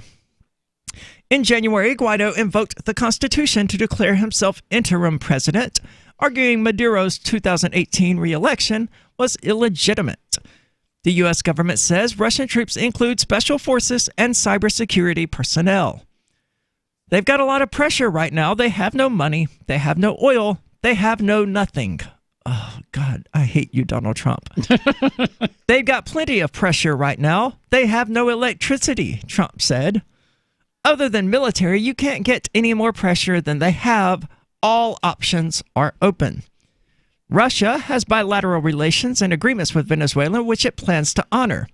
Russian Deputy UN Ambassador Dmitry Polyansky said in response to Trump's comments, "It's not up to the United States to decide actions and fate of other countries. It's up to the people of Venezuela and its only legitimate president, Nicolas Maduro.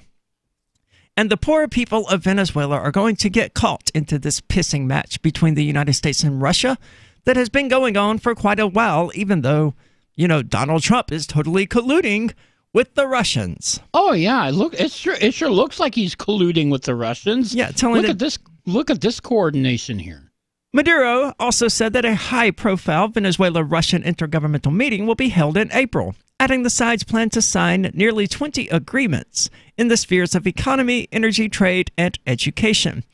So basically, Russia is going to come forward, it seems, to keep Venezuela limping along in the same way that it did with so many socialist countries that were part of the USSR's bloc. That's how they did it. That's also one of the reasons they failed, because they couldn't sustain that indefinitely. And they know that. Venezuela, this communist socialist paradise, as people once called it, as Bernie Sanders once called it, cannot subsist without this external money coming into it. Well, you know, that wasn't real socialism. Well, it was until it stopped working. And then they're like, oh, no, it's not real socialism. But they praised it as real socialism at the time. The president also announced that Caracas awaits another delivery of humanitarian aid from Moscow. Oh, they're accepting that. Oh, yeah, they're taking the Russian humanitarian aid. But on February the 22nd, but while they are denying any need for the humanitarian aid. Well, somebody needs that. Maduro needs it to feed his troops so they don't defect. On February the 22nd, the Latin America country received 7.5 tons of humanitarian cargo from Russia, including medicine, medical equipment, and consumables. Maduro, who retains control of state functions and the country's military, has said Guaido is a puppet of the United States. Trump hosted Guaido's wife, Fabiana Rosales, who is a journalist and opposition activist, at the White House on Wednesday. She told Trump that Guaido was attacked on Tuesday, though she did not provide details. "I fear for my husband's life," she said. She was accompanied by the wife and sister of Roberto Marrero, Guaido's chief of staff, who was arrested and detained last week. And that's socialism right there. It's collapsing, so opposition is being rounded up and beaten into compliance. The killed comes next. Yep. This is the call to freedom. Don't go anywhere.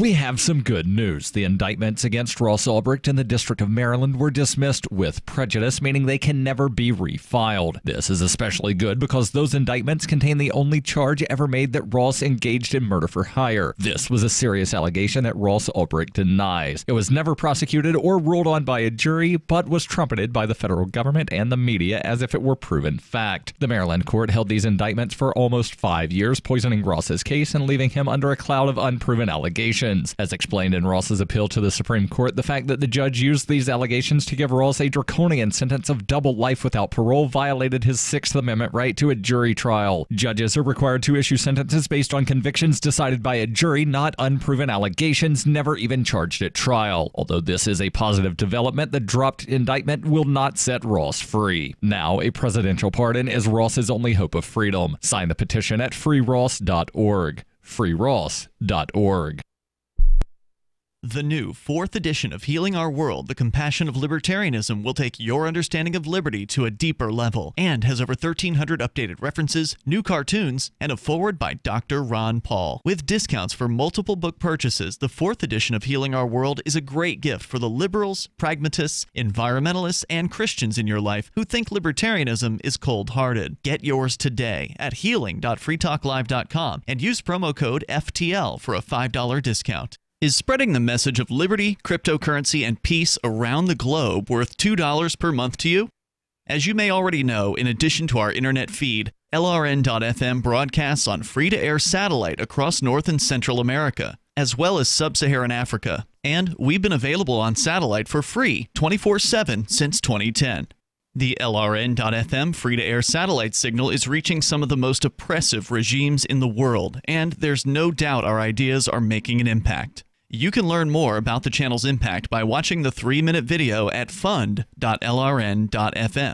If you'd like to help free minds globally with our ideas of liberty, cryptocurrency, and peace, you can donate as little as $2 per month via fund.lrn.fm. You can help us continue and expand our satellite broadcast to multiple continents. Visit fund.lrn.fm today, and thank you for your help. Don't forget to share the link on social media. That's fund.lrn.fm. There are lots of ways to listen to Free Talk Live. Our podcast has been around since podcasts began, and now the FTL feed is loaded with content besides our full show archives. Did you know that we make it easy for you to customize your podcast subscriptions? We have different feeds, one that includes only our full shows, one with just the Daily Digest, and one with just the Edgington Post. You decide what you listen to. It's quick and easy to customize your feeds at feeds.freetalklive.com. That's feeds.freetalklive.com. And in a surprise announcement this morning, U.S. Deputy Surgeon General Greg Paulson stated that, quote, it's fine to smoke cigarettes if you only smoke while drinking. The Deputy Surgeon General has called a press conference to discuss the shocking findings, which began just moments ago. Let's go live to that now. Was there a particular study this report was based on? Look, that determination was made after considering that someone who only smokes when at bars or parties ends up smoking maybe 15 cigarettes a month, while regular smokers are smoking 150 to 200 cigarettes each week. So we feel that it's just obvious that as long as you don't actually buy the cigarettes and you only smoke them while consuming the alcohol, then the risks of getting lung cancer are basically mostly negligible. Just common sense. This announcement comes on the heels of the Surgeon General's last announcement that drinking and driving is fine if you ate a lot that day or if it's a route you take all the time sober. Moving on, the Japanese Space Agency has announced plans to put a schoolgirl on the moon by 2015. This is the Onion News Network. You can sign up to receive the latest about the Liberty Radio Network via our email updates at updates.lrn.fm. That's updates.lrn.fm.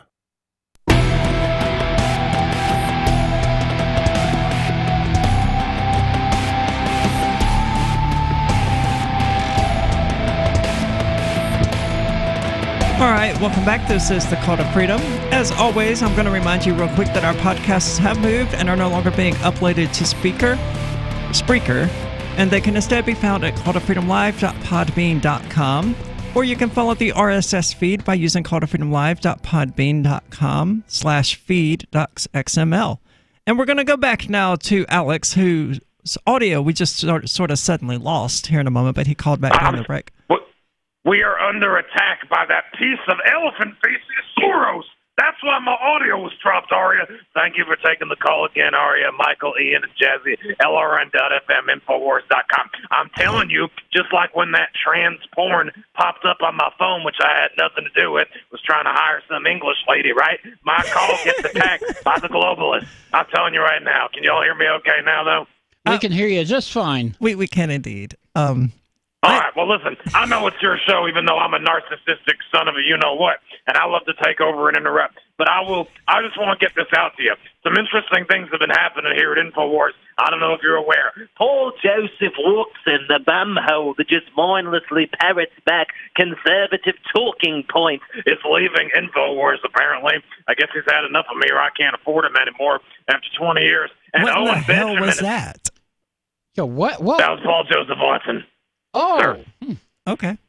Yeah, you never heard Paul Joseph Watson. He used to talk about fruity things like Zionism, but now he just focuses on the Muslim buttholes because that's safer. You never heard Paul Joseph Watson there, Michael Hampton? Never heard him. I read all the stuff he writes on occasion, but never heard him speak. No, that's what he's talking about. Paul, get over here. He's got some more whiskey for me. Aria, first of all, let me tell you, I don't want to take too much time, but how is both of y'all's days going? Because, I got 100 employees. I'm not bragging. I'm a superior male. I'm God in man form and a big fat pig form. But, I'm better than everybody. But how are you little people doing? Go ahead and tell me. I'm doing pretty good. The show is doing well. It may not be on InfoWars level of popularity, but yet that's sort of because we kind of refrain from saying crazy things. Like, Alex, it was recently brought to my attention that during the Y2K thing, you were doing this live broadcast of telling people that the world was ending, and you actually said on video that Russian troops had invaded the continental United States. Did they? Okay, now I'm sorry, it appears that I said that, but you have to understand MK Ultra too. It goes all the way back to Dachau, Double Dongers, Detroit Rock City, Dexter Holland, Doogie Howser, and Donatello Versace. Do you understand what I'm saying? Not at all. Jesus, Lord Almighty. Sorry, pray with me, Aria. Pray with me, Jesus, Lord Almighty. Jesus Christ Almighty, John 3:16, the light of the world. Okay, I'm sorry. Yes, I did do that. My clone, I should say, did that because Soros, that piece of garbage, funded it, right? Hillary Clinton, Obama, goes all the way back to the Egyptian pyramids. We was Kangs, all that kind of stuff. The point is, I did say that, but it was only, like I said on Joe Rogan, to sell survival gear. So who cares?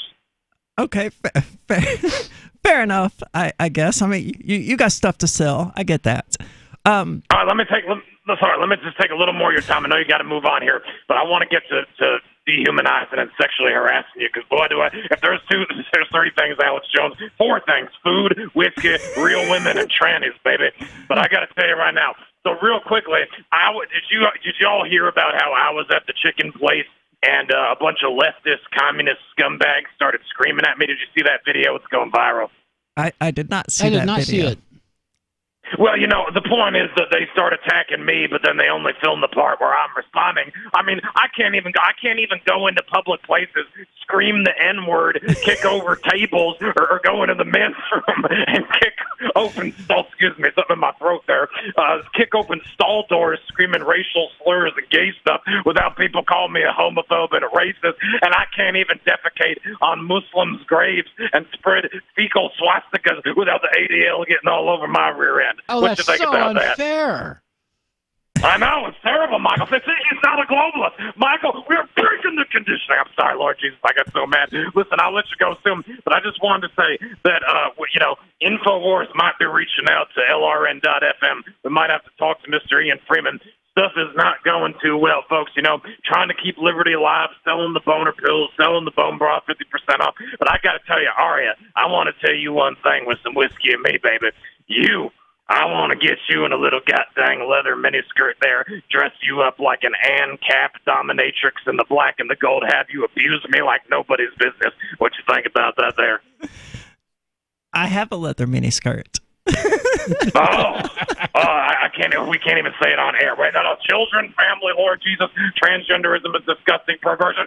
Abuse them. But all I want to say real quick, I'd like you to stick me deep like a shish kebab through a pig with that Mississippi tranny kielbasa, baby. The thing about Michael, let me tell you something. The thing about a trans woman. All right, now I got my little wife, my little big-nosed, Yenta wife, whatever. Who cares? Hot little body. She's only with my fat ass for the money. Sorry for the cursing, Lord Jesus Christ. Deuteronomy 25:13. The point is, when you're with a tranny, it smells like a man, like it's good. And when they ravage you, or you ravage them in the fun hole, baby, you got some Texas cattle going on. But Hold on. I thought the best part of being with a trans woman was that you could reach around and pretend it went all the way through. Very nice. Normally I'd laugh at that joke, but I like to pretend that I invented that joke. So, yeah, it's like a trans woman, except you reach all the way through. I'm not an egotist at all, of course. But all I want to say is this. You take that Mississippi kielbasa, boy. I've seen you. Now, you got the trannies with the little shoulders. They're more like real women, but you get the trannies with the big shoulders. I'm sorry, trans women, whatever, ADL, George Soros, all the garbage. And I tell you what, they will give you a rogerin', mate, for sure. I gotta tell you, man, they'll hold you, ride you like a Bronco buster, like old school WWF X-Pac. You ever seen that there? I'm still stuck on something you said a moment ago. I have never been told that having sex with me is like it smells like having sex with a man. That is a new one to me. Not bad. Not like a Muslim man that smells like camel feces. Because I love everybody. I'm not biased against Muslims, but let Zionist buttholes get away with everything and only call out the Muslim buttholes. You understand? Go ahead, so I can interrupt you again and then get off here. But go ahead, hon. Are you speaking from experience when you say this? Well, I mean metaphysically, metaphorically, metastically, metastasizing, transgenderism, transcategorically, and phantasmagorically, of course. I would never be with a tranny. I'm not saying I haven't butt banged and gotten booty banged by a bunch of them packing everything from 4 inches to 14 inches, the Texas steers and queers. Woo! All I'm saying is this here. Trans women are women. I mean, they're technically men, but they're women because we're not hateful.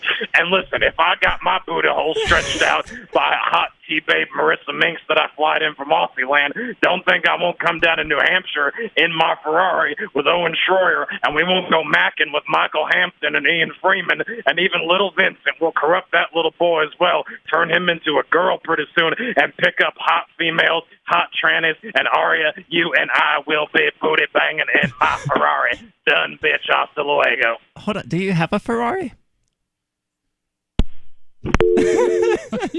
I doubt that Alex Jones has a Ferrari.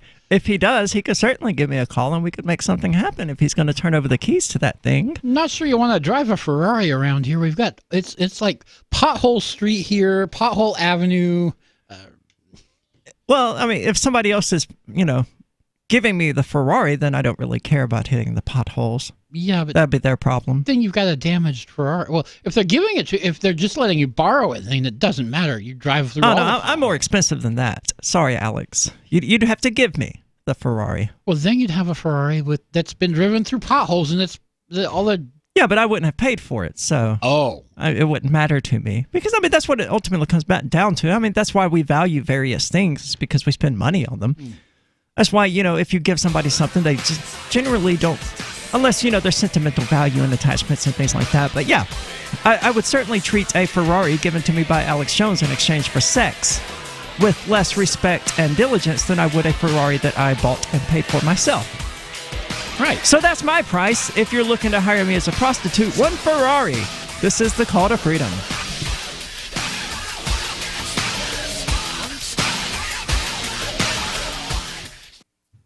Cell 411 is a free app for Android and iOS that replaces government-controlled 911.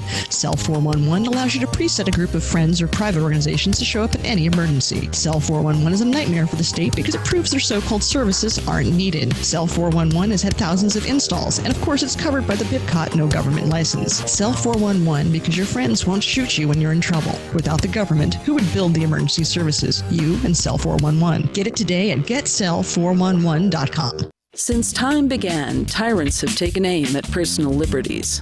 Now there's a movie that aims back. The government has no more right to tell us what to put in our bodies than they have to take our guns or tell us what books we can read. 6 drug police were eaten by bears while raiding a marijuana farm. On your knees, you dirty hippies! Jesus. On your knees! What's the problem, officer? Today, many cops who enforce pot laws do so only because it provides them with cushy jobs, good benefits, and a chance to push people around. I was an undercover narcotics officer. The drug war is nothing but a farce. The Second Amendment says you got to keep you and your gat intact. Guns and Weed, The Road to Freedom. A film by Michael W. Dean and Nima Vadati. DVD available now at gunsandweed.com or on Amazon. That's gunsandweed.com. Makes the perfect gift. Remember, that's gunsandweed.com. LRN.FM now has a Discord. Discord is a free text and voice chat platform, and we now have our own server with a bunch of channels at discord.lrn.fm. You can join other listeners as they chat about various things during our live shows, or anytime, day or night. Discord software is available cross-platform, so you can have it on whatever device you want and take your chats anywhere. Join our Discord at discord.lrn.fm. That's discord.lrn.fm. When you hear the word lobbyist, you probably think about greedy corporations, but not all lobbyists are the same. Some are fighting for the freedoms you hold dear. Liberty Lobby LLC is doing just that in New Hampshire, working hard to represent you, not some special interest group. You can help by going to libertylobby.info, where your contribution will give us the tools we need to ensure that your voice is heard. Visit libertylobby.info today to find out more. The LRN.FM social media channels have been revamped. We've eliminated Facebook and focused on other platforms like Twitter and Mastodon, the decentralized alternative to Twitter. On our accounts, you'll find posts from multiple LRN.FM show hosts together in one place. Follow us on Twitter at twitter.lrn.fm, or better yet, move to the decentralized Mastodon social media platform at toot.lrn.fm, toot.lrn.fm. I think you'll like it. This is novelist Tom Robbins. When my mother was diagnosed with glaucoma, her conservative Virginia physician told her there was only one treatment that might ease her pain and save her eyesight. That treatment was medical marijuana, which he could not prescribe. I offered to get her some and teach her how to use it effectively, but my father objected because marijuana was against the law.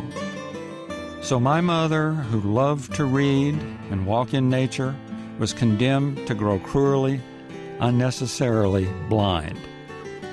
Tragedies like this happen all the time, but they don't have to keep happening.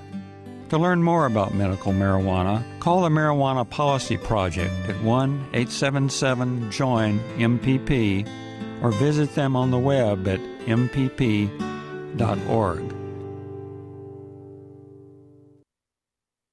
What's up next? Visit the Liberty Radio Network program guide to find out at shows.lrn.fm. That's shows.lrn.fm.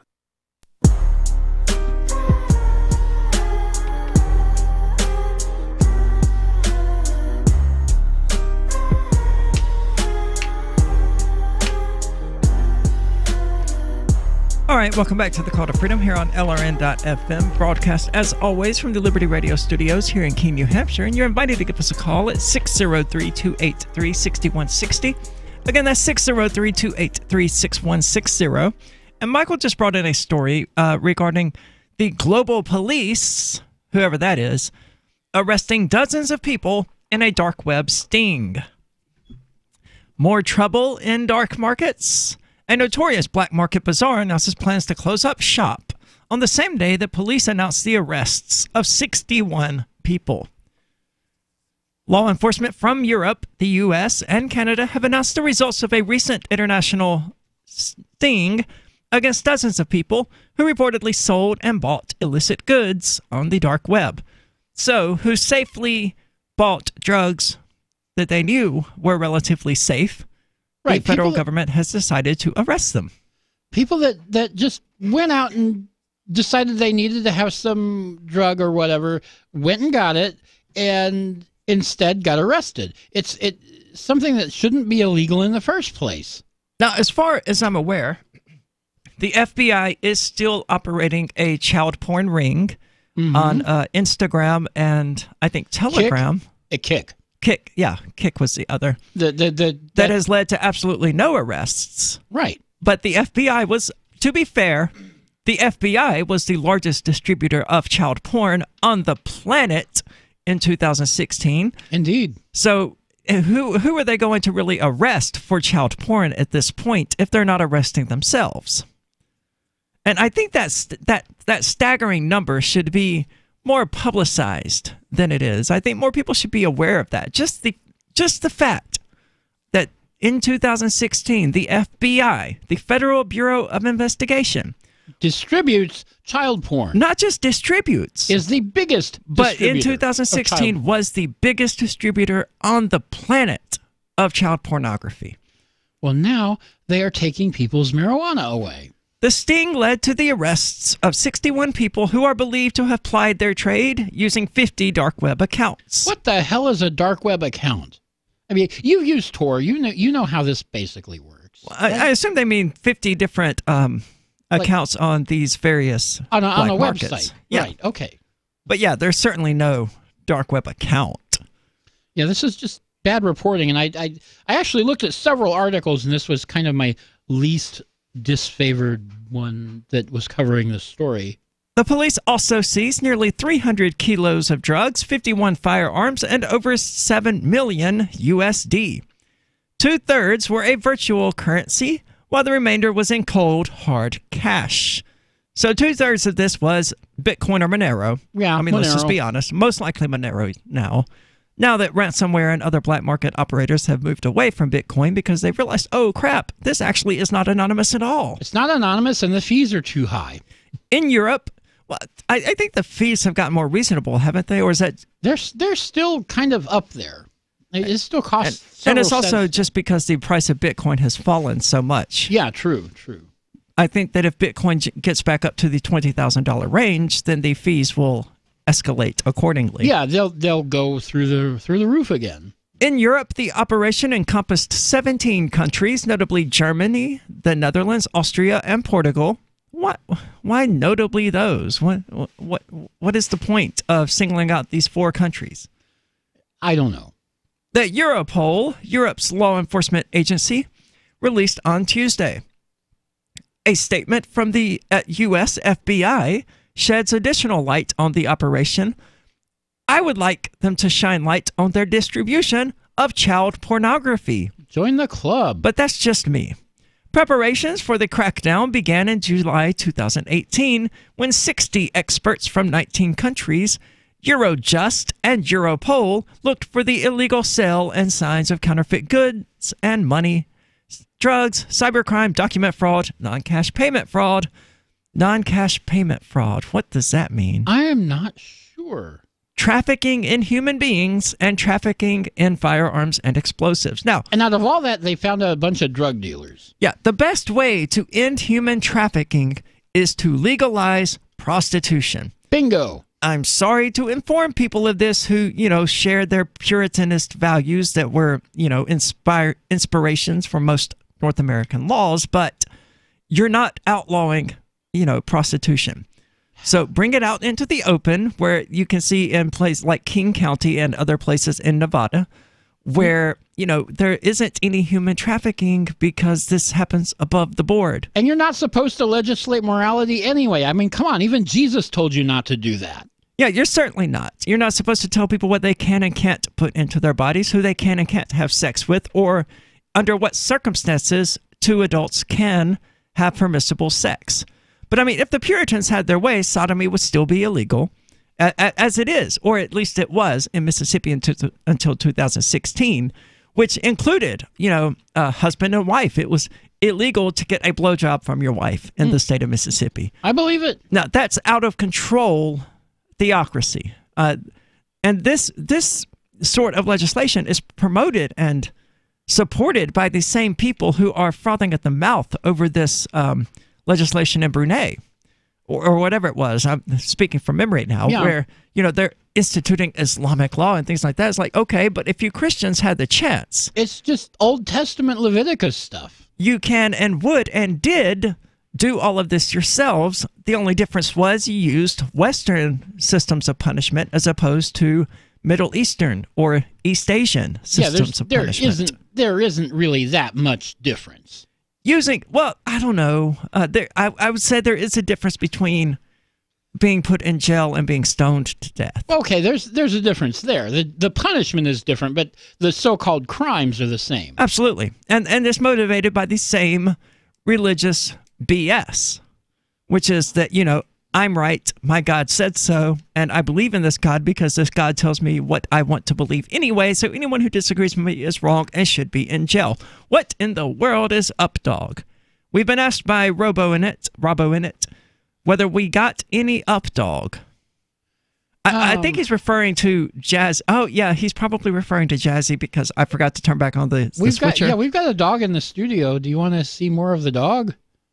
Well, she's not up. She's not an active dog. She's so sweet. She's pretty old. She's so sweet, man. Anyway, using information gleaned from this effort, the police identified 247 high-value targets and developed intelligence packages that were disseminated to the concerned countries for further handling. Hundreds of investigations are now underway. Oh, lovely. And 0 investigations are underway about the FBI being the largest child porn distributor on the planet for 2016, or... Well, they're not going to investigate themselves. How they are literally currently operating child porn rings on Kik and Instagram and not doing any investigations or not doing any arrests thus far in relation to that. So they're basically just out there distributing child porn now for the laws. Europol also announced they also used the announcement to warn the general public about risks stemming from shopping on the internet's hidden recesses. The dark web is not as dark as you think. When you buy or sell illegal goods online, you are not hidden from law enforcement, and you are putting yourself in danger. From law enforcement. Yeah, you're the ones making it dangerous, you idiot. I love the self-awareness in this because he's open about that.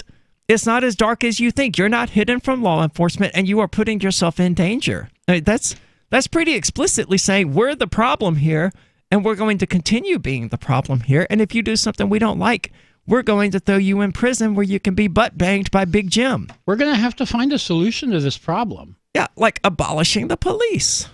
Meanwhile, ZDNet and InfoSecurity Magazine report that today's largest dark web marketplace, Dream Market, will shutter on April the 30th. The planned shutdown is said to have come out of the blue, and the announcement thereof was made on the same day that the police went public with the results of Saboteur.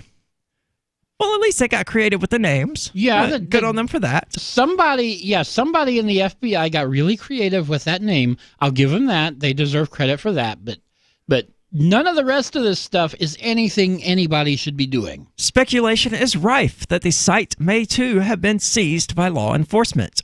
Some even believe that Dream Market, launched way back into April 2013, is now being run as a honeypot operation to lure in suspected criminals. This certainly wouldn't be the first time. The Pirate Bay was thought to be a honeypot operation when it returned. Yeah. And I was stunned that the Pirate Bay returned from that. But they did, and they have proven not to be a honeypot, but... Yeah, well, Dream Market was one of the original ones that replaced the original Silk Road when it went down. Yeah. Yeah, sure. I mean, it's existed for a while, but I mean, it could have been seized it could have been at any point in the past, and we would never have known. Well, this is Call to Freedom. We're going to get further into these arrests and into the dark web, so don't go anywhere.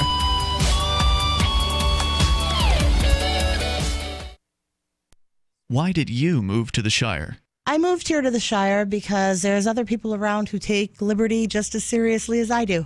I moved to the Shire because I saw videos of people challenging authority and thought that I could get support myself.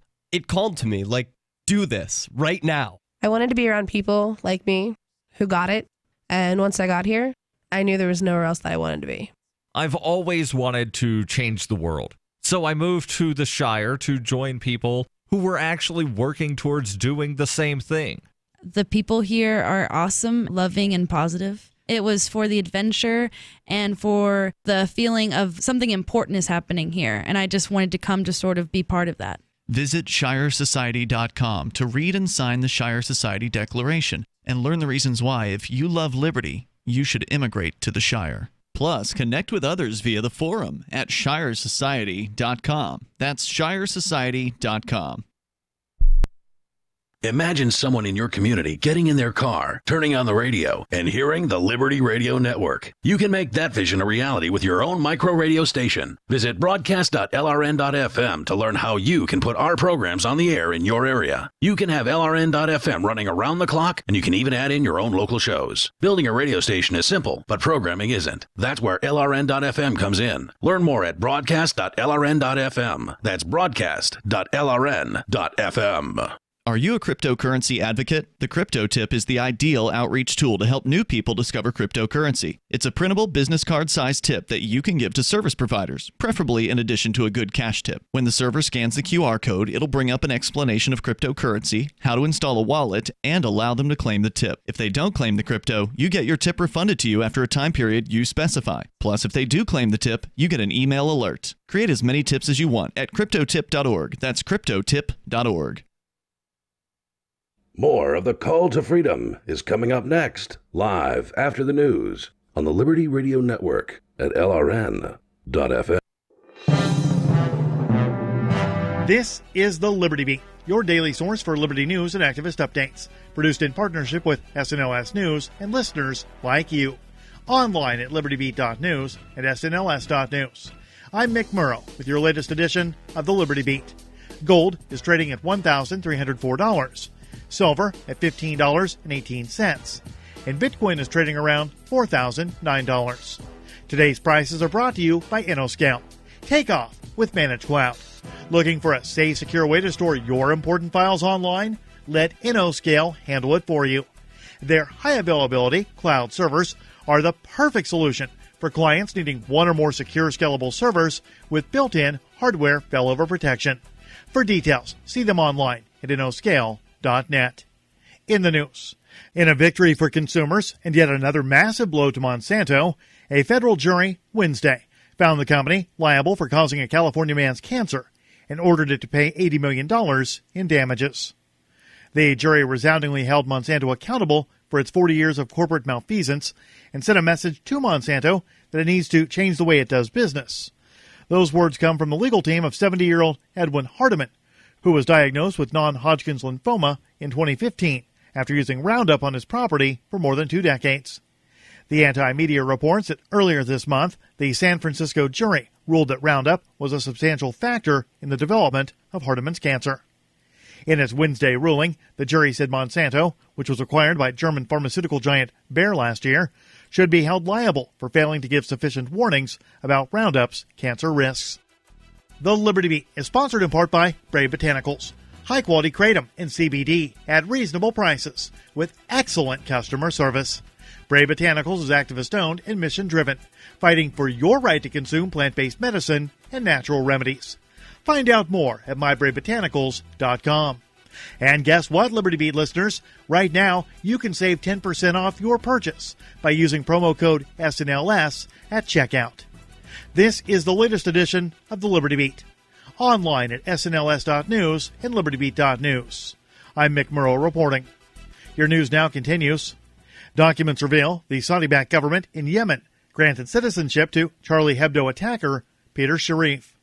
Sharif is just one of the dozens of foreigners, mostly former al-Qaeda and ISIS fighters, who have been granted Yemeni citizenship by the coalition-allied Yemeni Passport Authority, under pressure from high-ranking leaders in Saudi Arabia and the United Arab Emirates. That word comes in a report from Minpress News, with that outlet able to obtain copies of dozens of confidential documents relating to foreigners of different nationalities who have been granted Yemeni citizenship, including Europeans like the 36-year-old French citizen Sharif, who is accused of terrorism, as well as other extremists from the ranks of al-Qaeda and ISIS. According to one of the documents, Sharif, who is accused of helping to organize the terrorist shooting at the Paris headquarters of Charlie Hebdo magazine in 2015, received an official Yemeni identity under the name of Mohammed Ba Mazma from the Riyadh-allied Yemeni government in Aden. The process was facilitated by coalition security authorities. According to Agriculture Secretary Sonny Perdue, there may be as many as 1 million calves lost in Nebraska due to the catastrophic flooding that has hit the state. Activist Post reports that it's not a rumor, it's not an exaggeration, and is not based on any sort of speculation. The figure comes directly from the top agriculture official in the entire country, and it means that the economic toll from the recent floods is far greater than most had anticipated. As the months move forward, consumers will start to notice food prices steadily increase.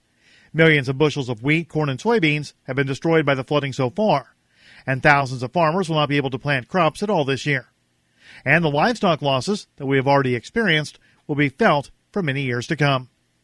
The price of beef, which is currently low, is expected to soar. Support for the Liberty Beat comes from the Conscious Resistance Network, featuring videos, news reports, and articles from a spiritual anarchist perspective. Experience the Conscious Resistance at theconsciousresistance.com. How would you like to have your business featured on the Liberty Beat? You can. It's simple. Just send an email to libertybeat@snls.news for details. This is the Liberty Beat, produced in partnership with SNLS News and listeners like you. The Liberty Beat is online at libertybeat.news and snls.news. I'm Mick Murrow, reporting with the latest edition of the Liberty Beat, reminding you, spread liberty with a smile. The Relationship Pro talks to your girlfriend so you don't have to. We're joined today in our demo center by Eric and Pam, a couple that's been teetering on the edge of divorce for years. So, Pam, you guys have been using the controller all morning. I understand it's a very good listener. It's like talking to a fully developed person. It's got to be a major relief not needing your husband to be your partner or a friend. Oh, yeah. So, Eric, it must be a tremendous relief to know that there's someone else on the other end of Pam's eye rolls. Oh, now I can focus on my game instead of worrying about all that stuff she said there. Will the Relationship Pro keep you two together? I think it'll drag this thing out for another couple months. Amazing. Now, to thank you two for coming on the show, we bought you two the new Deluxe Relationship Pro Extreme. This expanded model has two new modes. Fantasy mode, which allows you to select the age and nationality of the controller's voice. Oh, I choose a voice like my dad's. Okay. And a hyper-realistic mode that starts fights and then grovels pathetically when it's afraid you might get rid of it. This is the Onion News Network.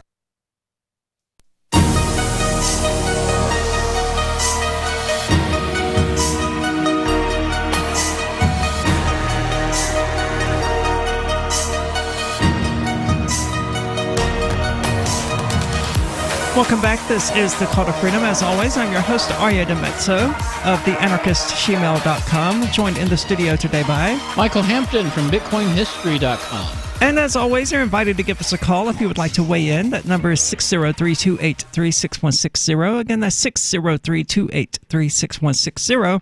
Speaking of that number, we're called now by Gia, who has called into the show before. Gia, what's on your mind? Hi, hon. Hey, I hope you both are doing well. Thanks for taking my call. I wasn't going to call in today, but, Alex Jones, ew, big fat bag of vomit. He's disgusting. I can't believe you even give him a platform to harass you. You know, he said Sandy Hook was fake, even though there are pictures. He's destroyed lives. Well, I mean, he's backpedaled on Sandy Hook being fake, correct? Did he? I didn't hear that. Sued. He got sued. Yeah. And he lost that suit. So he might have lost the Ferrari that he offered me as well. Well, he didn't offer me the Ferrari, and that was the problem. Oh, there you go. Yeah. So, I mean, yeah, Alex Jones sucks, and we're certainly not fans of Alex Jones. It's fun. I mean, it's funny when he calls. Oh, sorry, go ahead. But no, yeah, even the right. Oh, sorry. Go ahead. No, I'm sorry. I'll shut up. It's your show. But, I've been drinking a little too, to be honest. But, even the right-wingers say stuff like the far right and the alt-right are enemies because, again, young trans women and Antifa bash the fash, smash the white man, a.k.a. the Nazi. But anyway, even the right-wing people are or the subhumans, I'm sorry, are oh, he's covering for Zionists. Or what? I don't know much about that. I don't believe in anti-Semitism, but I guess they say that he only talks about he doesn't talk about Jewish people ever and Israel, and he only talks about Muslims. Alex Jones doesn't. Yeah, he talks a lot about gay frogs. I know. Yeah. Yes. Well, like, one thing I didn't really want to call in about that scumbag. I wanted to talk really quickly, and I know you have a show to do, but I was looking at some videos. Are you familiar? Excuse me, drinking a little. Are you Are you familiar with Jazz Jennings? Who? I am not. Oh, okay. I don't think Michael would be either. Jazz Jennings is she's like not even 18, I think, trans woman who lives in the South Florida area, and she's got like kind of international media coverage, like on the internet. They did it was like Barbara Walters or something 10 years ago did a thing about her for transgender kids. Okay. Was she transgender 10 years ago?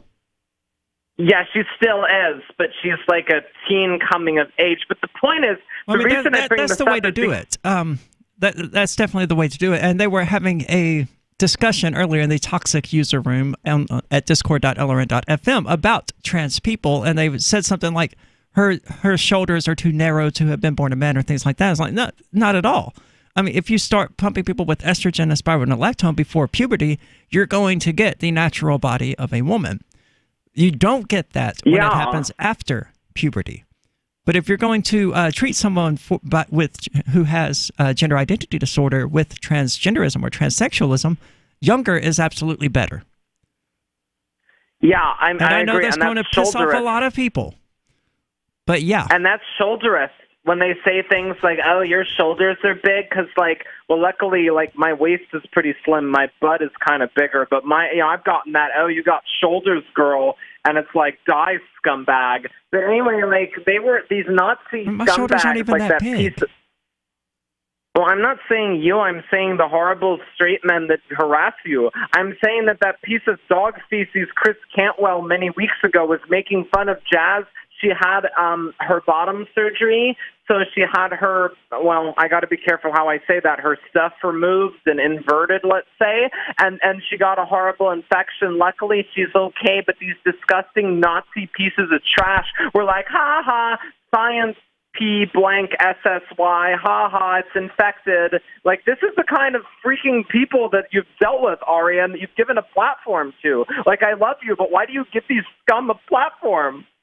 Because it's tremendously amusing to me. It is. It's amusing that a trans woman is gangrenous in her genital region? No. No. I was not saying that is amusing. That sucks. She is more than likely going to regret that surgery. I will say that as a trans person. Yeah, well, she's okay now at least, but it was bad for a while. And then Desmond is amazing. I'll get off here soon, but Desmond is amazing. His mom got visited by CPS. Do you know about Desmond is amazing? Yeah, he was the little drag queen that danced in the gay bar, right? Yeah, it's she, hon, okay? It's she. No, but yeah, no, it is not. Is Desmond not a drag queen? That's what I understood. We don't know how Desmond... We don't know how Desmond identifies as Aria, so I'd be careful. And I love you, girl, but be careful misgendering your own kind, honey. There's an enormous difference between a drag queen and a trans person, is my point. And, yes, but we don't know what Desmond is. Well, we certainly have no reason to believe that Desmond is trans, but we do have reason to believe that Desmond is a drag queen. So I'm going to stick with he until someone gives me reason to use otherwise. But anyway, okay, well, fair enough. But his go ahead. His parents were visited by CPS. Yeah, nothing happened, luckily, but it's like all these alt-right and conservatives and all these monsters were like, oh my God, he shouldn't be performing in a gay bar. He's a child. But it's like, really, like, if he's able to make this decision with his mommy, then what do they care? They're just hateful monsters. And I want to close on one thing. I'll get off of here. I want to hear you guys talk about these disgusting Nazis who I want to... I'm sorry, I'm not going to hit anything like a man, but I want to smash their heads in when I hear about this, making fun of Jazz. She had a horrible infection, and they made fun of her newfound genitalia. But her fancy new vagina. Yeah, could I read it's only like 4 lines long. It's very quick. A little poem that I wrote about the evil cis white straight patriarchy. Oh, let's hear it. By all means. Thank you, honey. Okay, so a cis man's rage, a hateful plague, our neo-Nazi chump-filled age, a trans flower destroyed, all nukes deployed, as evil cis white straight men remain devoid. Oh, bye. Thank you for the call. Yeah, thanks, Gia. I actually agree that Desmond is amazing. For some reason, that's their name. It irritates me. And that's a drag queen name, for sure. Right. That's certainly not a trans name. Probably shouldn't be dancing in gay clubs. And probably shouldn't be doing photo ops with nude drag queens. Yeah, I didn't hear that bit. I only heard the part about Desmond doing the shows in gay clubs, and that didn't. If her parents are there, or his parents, whatever gender, I don't see the problem if the parents are supervising. I am never going to refer to a drag queen as she. I'm not going to. And if they want to take that as a sign of disrespect, they can, but I'm simply not going to. Absolutely, it is a sign of disrespect, because screw you, drag queens. But after the bar incident with Desmond is Amazing, he did a photo op with a actually nude drag queen adult. Oh, I hadn't heard this. And many of the pictures were uncomfortably suggestive, obviously, because I think they were both nude. I'm not sure, not having looked closely at the pictures. Maybe Desmond was dressed. I don't know. Now, did the FBI set up this photo shoot? No, but I could see why CPS would then, visit this person's parents, because that's generally not behavior that society condones children taking part in. But I am of the mind that, if a person suffers from gender identity disorder or gender dysphoria, as it used to be known, then the best approach to that is to cure that with transsexualism.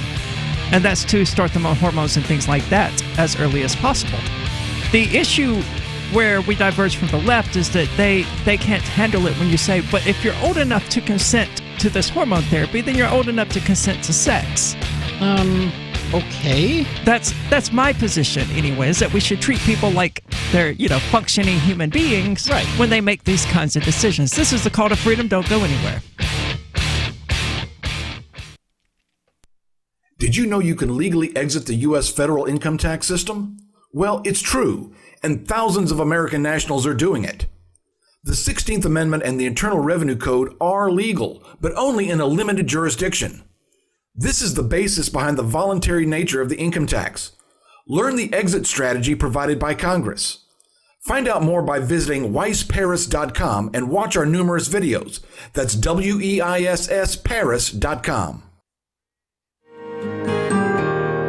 So the protection of life, liberty, and property is what the Free State Project is all about. But it's an effort to move 20,000 people who understand. It's about demonstrating to the entire country that, yeah, we can have a free market, a truly free market. Making it just a freer, great place to live. It's the world's largest voluntarist libertarian community, and it's only getting bigger. That's amazing, to be able to move to a place where other people passionately believe in being free and independent. What the Free State Project is managing to do, though, is to put their money where their mouth is. It's physically getting up across the country and saying, let's go someplace and let's demonstrate the power of these ideas. There's a lot of kind of philosophy that surrounds liberty. There's a lot of thinking about it and talking about it. But here in New Hampshire, people are doing it. 101 Reasons Liberty Lives in New Hampshire, a documentary by Free State Project Early Movers. Watch it free at 101reasonsfilm.com. 101reasonsfilm.com. Did you know we've taken our LRN.FM telephone listen line to a new level with the LRN.FM audio on demand line? Now you can call 712-770-8447 anytime and listen to LRN.FM's live feed. And you can listen to a bunch of our original shows on demand. Long distance fees may apply. Just dial 712-770-8447 and choose from the menu. 712-770-8447. Should you be able to earn an honest living free from senseless government interference? The Institute for Justice thinks so. That's why we've spent years defending hard-working men and women from pointless government regulations. Nationwide, IJ has created opportunity by reducing government power. But there is still more work to be done. Visit our website today at ij.org. Let IJ take care of the government so you can take care of your business. Some of you asked, and now we've delivered. LRN.FM's live Keene, New Hampshire studio shows are now streamed in HD on Twitch. Visit our channel at twitch.lrn.fm and give it a follow. If you have Amazon Prime, you get 1 free subscription on Twitch. If you use it on our channel, Twitch will give LRN.FM a monthly piece of your Prime subscription cost. So please watch, follow, share, and subscribe to twitch.lrn.fm. That's twitch.lrn.fm. The easiest thing in the world for a reader to do is to stop reading, according to the late, great Barney Kilgore, who became managing editor of the Wall Street Journal in 1941 and grew the paper's circulation from 33,000 to 1 million by the 60s. And he'd be pleased to know that his paper is one of the few that people now pay to read online. Someone else pre-internet who realized that attention is fragile? Motown Records founder Berry Gordy.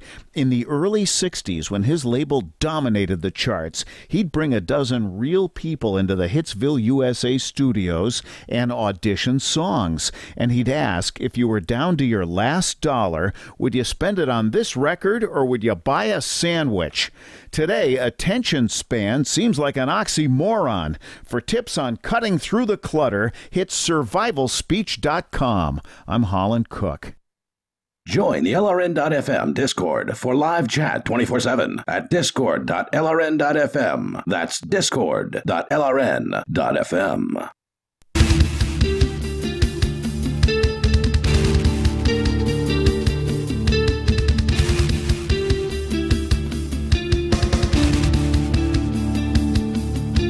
Welcome back. This is the Call to Freedom. If you would like to give us a call, that number is 603-283-6160. Again, that's 603-283-6160. Or you can use the Discord call-in lines, which you can find at discord.lrn.fm. Now, moving on, because there's always something interesting to go on. This is brought to us by NPR. Apparently, the Department of Housing and Urban Development is suing Facebook for violating the Fair Housing Act. The Housing of Urban Development says Facebook does so by encouraging, enabling, and causing housing discrimination when it allows companies that use their platform to improperly shield who can see certain advertising ads, housing ads.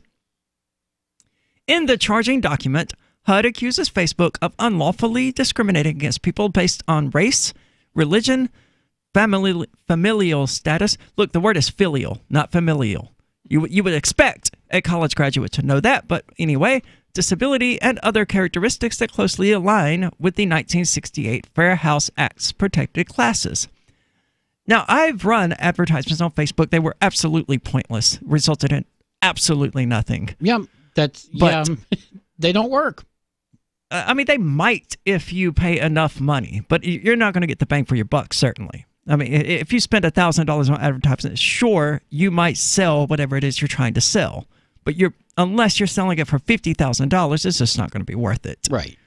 But having done that, I was not aware of any ability to input what religious class I was attempting to appeal to, or their disability status, or anything like that. Yeah, no, I've also run Facebook ads. It's been several years since I ran a Facebook ad, but I do remember there was a way to put in basic demographic stuff like age and where in the what country they live in and things like that. But the stuff they're talking about, I never saw it. Yeah, I don't remember. I guess I could have. Maybe it's there now. Maybe it's because we didn't look for it. I certainly didn't look for a way to keep my ads from showing to Muslims or Christians or whatever. Right. So maybe it was there and we just didn't pay attention to it because the option of doing it never occurred to us. Yeah, the only targeting I did is to show this ad to libertarians. But even if Facebook does that, well, see, you discriminated against non-libertarians. But even if Facebook does that, or does allow for that, it's not Facebook's fault. It's the fault of the realty companies who are setting their advertisements to not display to people based on race, religion, filial status, disability, and other characteristics. Yeah, how is Facebook even supposed to know that this is a problem until they get this nasty gram from the state? HUD also alleges that Facebook allowed advertisers certain tools on their platform that could exclude people who were classified as non-American born, non-Christian, or interested in Hispanic culture, among other things. Okay. Well, I mean, there's an interested field there. You can filter your ads based on what people are interested in the way that you did with libertarians and the way that I did with atheists and libertarians. So I guess technically I did discriminate against people on the basis of religion. Yeah, I guess. But I mean, certainly there are people out there who are interested in Hispanic culture, just like there are people who are interested in Japanese culture, hugely popular here in the United States. Like people with waifu pillows and things like that level of popular. It gets so weird. And that's in the U.S., not even in Japan, which is weird all by itself. It also said that advertisers could exclude people based on zip code, essentially drawing a red line around those neighborhoods on a map. Now, I didn't think... Zip codes are a little bigger than that. Yeah, I didn't think they were that precise. It's not like, oh, well, the ghetto of Chicago has a different zip code than the upper-class white suburbia. Well, I don't technically think that's it does, true. but that zip But yeah, code the 9-digit zip code, perhaps. Yeah, even the 5-digit zip code. There's a lot of zip codes in Chicago, and even like Manchester, New Hampshire, you've got one. There's a zip code for the west side. There's a zip code for downtown. There's a zip code for the north side, which is where all the rich people live. There's the zip code for the west side is the poor area. There's a zip code for the southeast where the mall is and all that. So yeah, I guess in some places you can target like that. Well, you could also just not give Facebook your zip code. Yeah. Or not use Facebook. Join me in not using Facebook. Facebook is discriminating against people based upon who they are and where they live. HUD Secretary Ben Carson said in a statement, I mean, as far as discrimination goes, it's better to discriminate against people based on who they are as people than who you imagine them to be, I guess. And like you said, they're blaming Facebook for something that Facebook's advertisers are doing. Yeah, that realty companies are doing. Facebook using a computer to limit a person's housing choices can be just as discriminatory as slamming a door in someone's face. Woo, so much hyperbole. He wants people to be angry at Facebook. Oh, yeah. I mean, he's not wrong. There's clearly a discrimination aspect to this. I'm not anti-discrimination, though. I think if a realty company doesn't want to do business with someone, they should do so on the basis of individualism and should have a reason why that individual is not up to their standards. But if they're jerks and they want to discriminate based on whatever reasoning, that's their property, that's their business. Yeah, they can do that. Go out of business. But I realize that's an unpopular position, and most people are anti-discrimination, right? But even so, it's not Facebook that's doing this any more than Facebook is responsible when you get on there and you spread white nationalist propaganda. How people use the tools provided is up to the person who... We don't sue matchmakers when somebody commits arson. Oh, somebody does. Sure, maybe, but it gets thrown out as being, stupid. But HUD said that the charges would be heard by a U.S. administrative law judge or in federal district court. The charges come on the heels of a complaint filed in August saying reasonable cause exists that a violation had occurred. Facebook appeared caught off guard by the announcement. I'm not surprised. Yeah, this would have come out of nowhere for them. Yeah, I'm surprised by the announcement as well, considering that, I have the ability to use logic. So I don't see how this is Facebook's fault. The whole point of this targeted advertising environment that we've created on the internet is so that people can limit who their ads are, served to. And I sat through half an ad for menstrual pads the other day before I even realized that it was an ad for menstrual pads, right? Because I was only half paying attention, but I was sitting there listening to it, just filtering it out, and then I realized this is an ad for menstrual pads. I would expect a company that makes menstrual pads to exclude trans women from their targeted advertising. No, they didn't. They didn't. Well, Spotify may not know I'm trans, which I would be surprised if they did because I've never told them so. Google seems to know based on how they serve me ads for both genders. But I mean, that's how the Facebook works. That's how they make money, is by using targeted advertising to allow you the tools to serve your advertisement to the people most likely to be interested and to make you money. That's how the whole thing works. That's how it's set up. Yeah. If you gut that and say, no, you can't serve people targeted ads based on these reasons and this criteria, then you break that entire system, which, hey, I'm okay with, I guess. Well, if you do that, then we're not going to have free stuff on the internet anymore. But there was free stuff before Facebook. I mean, people ran websites out of their own pockets, covering those expenses themselves. Yeah. This is the call to freedom. We're going to get further into this, so don't go anywhere. Free Talk Live. When a deer approaches a marijuana plant in the woods and nibbles off one of the buds, is that sad? Is that deer living a sad state of existence? I have no idea. I've never heard of an animal eating something that would Christy, make them, that's because you have no idea what you're talking about. You don't know one thing about cannabis. You don't know anything about it. I understand that you want to partake of that drug. Oh, and I do. Trust me. Listen, I understand that you should have the right to do that. Oh, thank you. Where it's legal. Where it's legal.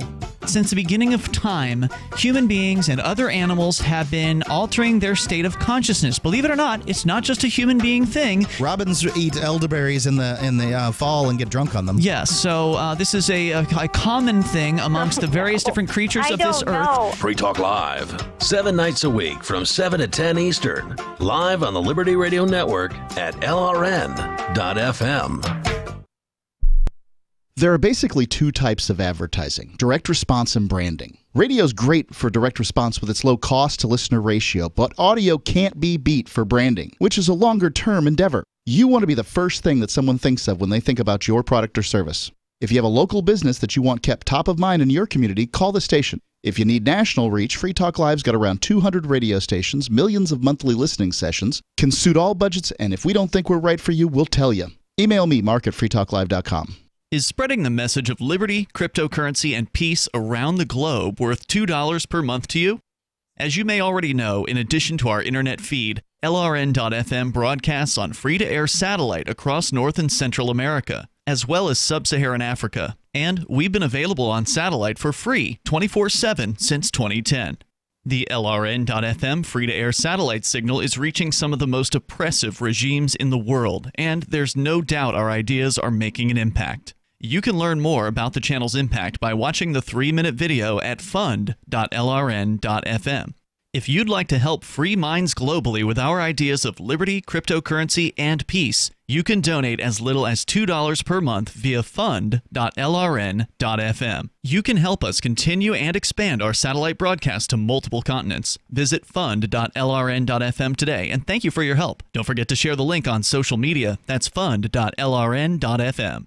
Did you know you can listen to LRN.FM via our free-to-air satellite channels? We have channels over nearly all of North America and much of Africa. All you need is an affordable receiver and a dish as small as 30 inches. There are no monthly fees. Learn more at sat.lrn.fm. Plus, if you are a broadcaster or want to be one, this is a good delivery method for our content. See our coverage maps and get details at sat.lrn.fm. That's sat.lrn.fm. sat.lrn.fm. Hi, I'm Derek J. To me, an activist's calling is to actively work to advance a cause. The cause for which I work is personal freedom. I believe my life is best when I engage in voluntary interactions and self-government. I reject the idea that anyone else has a higher claim to my life or my body than I do. I see people who call themselves the government as a threat to my personal freedom. I realize you may feel differently, but my relationship with the people who call themselves the government is completely involuntary. If Starbucks used some of its money to drop bombs, I wouldn't shop there. So why would I support the American empire? The empire does not require my consent. Derek J's Victimless Crime Spree. Watch it for free and order the Director's Cut DVD at victimlesscrimespree.com. That's victimlesscrimespree.com. You're listening to the best liberty-oriented audio streamed around the clock, on the air and online. This is the Liberty Radio Network at LRN.FM. To consistently and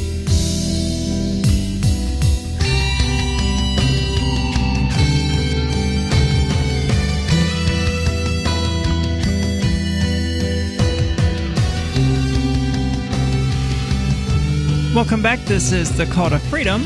Carrying on with this story about the housing of urban development, whatever the freak they're called, deciding, apparently they just sort of threw darts at a wall to find out reasons why they should, target Facebook with charges. They're somehow discriminating against people because they allow realty companies to discriminate against people. Yeah, apparently the problem is Facebook didn't see this coming and prevent them from doing this. And it's more of this mentality that if a person does a thing, then the person who made that thing possible is to blame, rather than the person who does the thing. We see the same thing with gun manufacturers being sued for these mass shootings and things like that. There are a number of lawsuits still ongoing right now. Oh, yeah. People trying to sue these gun manufacturers for things that people did with guns. Facebook's everyone's favorite punching bag these days. Well, because they suck. Well, yeah, they do. And it's nothing but a meme factory now, which is interesting and generally pretty funny, but I can do without it. While we were eager to find a solution, Facebook added, HUD insisted on access to sensitive information like user data without adequate safeguards. We're disappointed by today's developments, but we'll continue working with civil rights experts on these issues. Housing Department officials say they still see evidence of discrimination on Facebook's platforms and as a result felt compelled to move forward with the charges. There's a period of about 3 weeks that either Facebook or HUD can move to have heard the case heard. Oh my God. Will they hire an editor? An injunction or civil penalties, which could include a payment to those who may have been harmed by Facebook's ad targeting practices. How could anybody have been harmed by this? Yeah, I don't get it. How does anyone get harmed by not seeing an ad? Look, if a realty company doesn't want to sell you a house because you're black or because you're Christian or because you're Muslim or Jewish or atheist or whatever, or because you have too many kids or whatever reason they have, go to a different realty company. Yeah. That's the way this competition thing works. And I realize that in the modern statist environment, it's not always possible to just go to a different company. Yeah, and that's a problem caused by the state. That's not a problem that the state will solve. Yeah, by doing things like the European Union did just recently and passing these copyright laws that keep large companies in place and limit your choices. That's why we have things like the dark web to allow us to bypass that sort of regulation and censorship. And look, to absolutely no one's surprise, they are targeting that. Yeah, no surprise there. They'll keep going after it, too. Last week, Facebook said it would be settling lawsuits for just under $5 million with several civil rights and housing advocates, including the National Fair Housing Alliance. Now, I want to know not just how anybody was victimized by this, but how in the world they could demonstrate that they were actually victimized by this. Even if we assume that one could be victimized by this type of discrimination, how in the world would one demonstrate that this happened to them? I don't know. I'm not even sure it's possible. And to come back to the overarching question, what conceivable harm could have been done? Somebody didn't see a real estate ad. In the announcement, Facebook said they can do better and promised to make changes to its platform, including not allowing housing advertisers to target by age, gender, or zip code. Now, I can understand the need for housing advertisers to discriminate on the basis of zip code. I totally understand that. That's how they identify who is near the house and who isn't. That's how they would keep you from being served a listing in California when you live in Maine. It also said that advertisers that offer housing, employment, and credit items will have a much smaller set of targeting criteria to choose from. Okay. They've been facing housing discrimination allegations for years. But as part of its investigation into Facebook's ad targeting practices, ProPublica discovered in 2016 that the company allowed advertisers access filters it referred to as ethnic affinities. After that, Facebook promised reforms. Okay. Yeah, ethnic affinities. I assume that's the whole interested in Hispanic culture thing going on. Yeah, something like that. I don't understand why a housing company or a realty company would want to discriminate against somebody who is interested in Hispanic culture. That to me seems really bizarre. Are you worried they're going to make too many burritos? Yeah, or put a taco stand out in their front yard? What they may be doing is limiting their targeting to not show this ad to people who are African American. Yeah, but I mean, the example they specifically gave was people who are interested in Hispanic culture. Yeah, well, they don't want to use other examples because they might be politically charged. I mean, that's generally the goal when people write articles like this, is to, get people riled up and anti-Facebook. That's why they started it in the way they did. Talking about non-American borns, non-Christians, and interested in Hispanic culture, trying to hit all of those rage buttons because NPR wants to make sure you know what you're supposed to be outraged about this week. Oh, yeah. And this week, you're supposed to be outraged at Facebook. So be sure to go to Facebook to bitch on Facebook about how unhappy you are with Facebook. And you said this was from npc.org? Pretty much. That would be more accurate than what they are currently up to. To circle back, though, to something we discussed earlier, that's not what I was looking for. Juan Guaido has indeed been banned from running for office in Venezuela. Wait. I thought he was the interim president. How does he get banned from running for office in Venezuela? Well, he declared himself the interim president, certainly. Okay. The government there doesn't seem to recognize it. The same way that Maduro declared himself elected. Yeah. Well, presumably, but Maduro has the guns, and he's the state. So. Yeah, he has the guns and he has the food, and he's making sure his military gets the food. Yeah. The country's embattled government did this, banning the young opposition leader for 15 years, according to a statement made by the state comptroller. Amoroso, an appointee of President Maduro, made the announcement Thursday on state broadcaster VTV. He claimed there were inconsistencies in Guaido's personal financial disclosures and accused him of accepting gifts from foreign governments. Oh, yeah, that might be true, but it might just be something they made up. I'm willing to bet that it's absolutely true. I mean, the United States and its allies are investing a ton of money into Guaido and making him president of Venezuela, while the Russians and the Chinese, evidently, are investing tons of money into Maduro and into Venezuela and its current system in order to, support it. So, I mean, it's really just a new aspect of the same old Cold War of capitalism, or what they call capitalism, which is not quite. No, it's a different brand of socialism versus official socialism. So I guess it's corporations run by the state versus the state running. Wait. What is the difference? Okay, so between the United States economy and Venezuela's. So in a fascist economy, as I understand it, the state controls the corporations. In a socialist economy, the state controls everything directly. Okay. So it's a way of having socialism without having to do it directly. Right. That's the way. Okay, that's how I would have characterized it. I think that's what I was initially beginning to say before I stopped to rattle off about something else. But he was named the leader of the country's National Assembly in January after being elected as a representative for the state of Vargas in 2016. Now, the National Assembly, they got together and wanted to rewrite the Constitution of Venezuela or something, correct? Yeah, that sounds familiar. I remember that somebody, for some reason, wanted to rewrite the Venezuelan Constitution. Not that, evidently it did any good the first time, but hey, we humans are kind of insane, so let's just keep trying it and tweaking it, and maybe if we kill just a few more people, we'll suddenly have that magical freedom and equality. Well, the thing about constitutions is it's just another piece of paper. Yeah, and what ultimately matters are the guns. And Maduro is the one with the guns.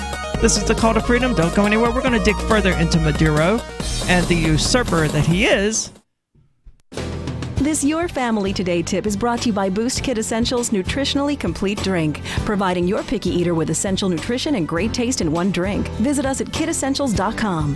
To make sure your kids eat healthy, follow the 5-a-day plan. Serve 3 servings of vegetables and 2 servings of fruit daily. Remember, a serving could just mean a piece of fruit or a half cup of veggies. If your kids are picky eaters, ask a nutritionist about other sources.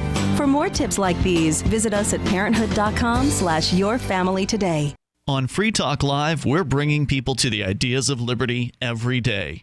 From wrestling superstars like Glenn Jacobs. You guys really are having an impact, I believe. Like I said, a lot of where I am now is due to listening to Free Talk Live. You changed my mind on some very important issues years ago. To random people tuning in on the radio. I was kind of stuck in the left-right paradigm. I heard your show by chance on a Saturday night. From there, I went on, joined the Free State Project, and become an amplifier. So, I mean, that's really the reason why I amp is because I know that if it wasn't for you guys being on as many stations as you are, I never would have found the ideas of liberty. Your amp will directly change more lives by getting Free Talk Live in front of people looking for talk radio online and on the air. When you amp Free Talk Live, you get perks like access to the AMP-only Facebook group and AMP podcast. Visit amp.freetalklive.com. Now that you've found the Liberty Radio Network at LRN.FM, you may want to help expose others to our great programs. To assist you in doing so, you'll find resources at promote.lrn.fm, including details on how to get a free bumper sticker, quarter-page flyers you can print out and distribute, banners for your website, as well as files that will allow you to make your own custom banners and graphics. Visit promote.lrn.fm and help bring new listeners to the Liberty Radio Network. That's promote.lrn.fm.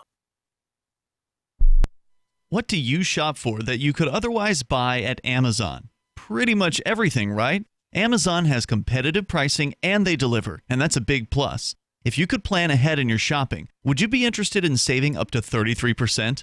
There's a catch. You have to do your shopping in Bitcoin. But imagine those savings. It's like a huge raise. All you have to do is go to saveitpurse.com. We've saved thousands, and you can too. Plan ahead and save. Saveitpurse.com. LRN.FM is proud to announce our official listening apps for Android and iOS devices. Now you can easily tune into our streams anywhere, anytime on your smartphone or tablet. Just visit apps.lrn.fm or search for LRN.FM in the Android or Apple app stores. Please download, rate us 5 stars, then share the link on your social media and let your friends and family know how you're listening to LRN.FM. Download it now, free at apps.lrn.fm. The Free State Project has reached its goal of 20,000 liberty lovers who've pledged to move to New Hampshire and get active to achieve liberty in our lifetime. Perhaps you're trying to figure out what part of New Hampshire should be your destination. If so, consider Keene. You'll find more than 150 reasons to move to Keene at move.freekeene.com. Keene is famous for its historic, publicity-generating activism, as well as being the liberty media capital of the world. It's home to freekeene.com, New Hampshire's destination for liberty activism, news, and opinion. For years, we've been compiling over 150 reasons to move to Keene at move.freekeene.com, where you'll learn about some of what's happening here and what makes Keene a great place to live. If you love liberty, you'll probably enjoy anywhere you end up in the Shire. But do your due diligence first. Please visit move.freekeene.com for the full list of over 150 reasons to move to Keene. That's move.freekeene.com. Do you love Twitter? Make sure you favorite the LRN.FM Twitter account so you can receive our tweets at twitter.lrn.fm. That's twitter.lrn.fm.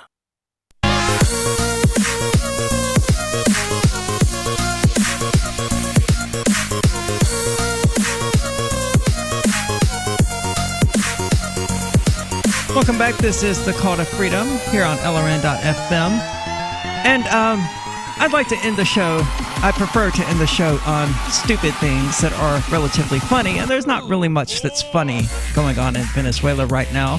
So instead, we've got an opinion from someone here on CNN, Michael D'Antonio, who is arguing that something is seriously wrong with President Trump. What isn't wrong with President Trump? He says, let's pause for a moment and consider that President Donald Trump's chief of staff, Mick Mulvaney, had to say on national TV that his boss is not a white supremacist, and one of Trump's senior advisors, Kellyanne Conway, had to push back against her own husband's questioning of Trump's mental state. Over the weekend, as Trump ranted on Twitter, as he always does, George Conway, who is a prominent conservative lawyer, posted the psychiatric definition of narcissistic personality disorder and asked all Americans to think about Trump's mental condition and psychological state. Naturally, the press wanted to hear Kellyanne Conway's view. No, I don't share those concerns, she said as she went back to work at the White House on Monday. She added that she had been busy with her children and may not have been aware of the president's recent tweets. Yeah, not all of us have time to spend reading everything Trump tweets. No, but if you do get the time, it's generally hilarious. The twin spectacles, headlined by Mulvaney and Conway, come after several off-key days for a president whose behavior is so troll-like that Americans have come to expect him to act more like an out-of-control Reddit commenter than a chief executive of the United States. He's got a point there. And I'm all for it. I'm all for anything that, tarnishes the illustrious veneer of the state. That allows people to convince themselves that politicians are a cut above the rest. You want to take the office of the president down a few notches? The dignity of the office of the president? Please do. Yeah, that's why I loved seeing McDonald's served at the White House. I was like, yes, this is your state right here, Yep. Serving McDonald's. Part of the reason that Mulvaney and Conway had to defend the president is because rather than focusing on Friday's tragedy, when a white supremacist, alleged white supremacist, because he was a lot of other things as well, and, we're taking his word for it that he is a white supremacist, even though we're not taking his word for it in regard to about, 70% of the other things he called himself, killed 50 people in 2 New Zealand mosques. Trump spent the weekend tweeting his grievances about John McCain, Fox News suspension of Jeanine Pirro, and GM CEO Mary Barra. I mean, what do you want from him? Did you spend your weekend tweeting about New Zealand? No. Neither did I. I don't think anybody did except people in New Zealand. Other people had other things that they tweeted about. And journalists. The fact that Trump is tweeting about things that he's interested in is not shocking to me. Yeah, but doesn't he have better things to do, like, I don't know, run a country? Well, to be fair, it doesn't take very long to send a tweet, and I would much rather him be doing that than running a country. You're making a good point here. He's a lot less dangerous when he's tweeting. When asked directly about the deadly New Zealand attack on Friday, Trump denied that surging white nationalism was a serious problem. Though Trump did offer condolences and called the attack a horrible, horrible thing, he failed to note the attacker specifically targeted Muslims. Press Secretary Sarah Sanders also omitted the religious identity of the victims. And apparently, I'm just going to have to make peace with the way that journalists are doing parentheses now, because they did it exactly the same way, and it still looks stupid and bad. The contrast with the president's response to an attack last year on Coptic Christians in Egypt is glaring. Back then, he declared that the bloodletting of Christians has to end. And so Trump, who describes himself as Christian, took greater issue with the slaughter of Christians than he did the slaughter of people who were not Christians. I honestly can't be surprised collectivists are going to collectivize. Yeah, that's what they do. It's us versus them. Welcome to Tribalism 101. That's the state. It's what produces the state. Well, tribalism is kind of a little bit rooted in the way humans are. I mean, that's just how people behave. Well, certainly, and escaping that requires overcoming those, barbaric, animalistic tendencies. And engaging your brain a little more. Yeah. In failing to specifically condemn anti-Muslim terrorism in New Zealand, Trump demonstrated once again that he's not up to the job. White nationalist sentiment, I forgot it again, and the fevered online forums that inform it, is a problem around the world and in the United States. In fact, according to the Anti-Defamation League Center on Extremism, the majority of killings caused by extremists between 2008 to 2017 have been committed by those with white nationalist and far-right ideologies. To absolutely no surprise whatsoever. And that, ladies and gentlemen, is why Chris Cantwell is absolutely a Fed. Really? Yeah. Okay. I mean, because that's what they're out there doing now. That's the big boogeyman. Just like the Obama administration was planting Muslims from the FBI to go into mosque and inspire people to terrorism, Trump and the new FBI under Trump are doing the same thing, but doing it with white nationalism. Okay, so Cantwell's a Fed. He's out there to get other white nationalists to white nationalize and to get themselves arrested. Yes. Okay. That is my contention. And perhaps part of why Trump, and he sort of admitted to being an informant, by the way. He did say that right after Charlottesville, right? He did. And then denied it and then admitted again that he did, in fact, inform the FBI. Didn't he say it on YouTube? Yeah, he said on Shimo versus Nazi. Yeah. Oh yeah. Oh, he said it again. Yeah. Then yeah, we've got video proof of all Ian clipped it. It's very much a thing that he said. Okay. Well, that doesn't necessarily mean that he's regularly an informant, but I absolutely believe that he is. And perhaps part of why Trump cannot easily condemn white nationalism is because he has been blowing white nationalist dog whistles for several years. During the 2016 campaign, he whipped up anti-immigrant sentiments by insisting they are responsible for illegal drugs, rape, and violent crime. After being elected, Trump characterized immigrants as invaders, a common turn of phrase among white nationalists. Yep. Yeah, but, they also, shortly after this, mentioned David Duke, a former Klansman at the rally, I guess in Charlottesville, explained that white nationalists like him voted for Trump because he said he's going to take our country back. And I have seen people asking, why has Donald Trump never disavowed David Duke? And literally in the video where he learns that David Duke has endorsed him, you can watch him say, I disavow. That is the exact words come out of his mouth. And for months afterwards, people kept asking, why won't you disavow David Duke? I already did. Yeah, and he did as soon as he found out about the endorsement. And that sort of tactic was typical during the 2016 election, where people just kept saying, why won't you condemn white nationalism? I wouldn't be surprised to Google and find that Trump has, in fact, condemned white nationalism, but they're peddling this narrative. They're convincing people that Trump is a white nationalist by telling them that Trump won't simply disavow white nationalism, when the fact is, more than likely, he probably already has. He ordered a ban on visits to America by people from 7 Muslim-majority countries, which, if that makes him a white nationalist, then Barack Obama was also a white nationalist. Yeah, true. His subsequent pursuit of a massive border wall on the southern border, his attacks on protesting black athletes, and comments on crap-hole countries in Africa all reek of racial animosity.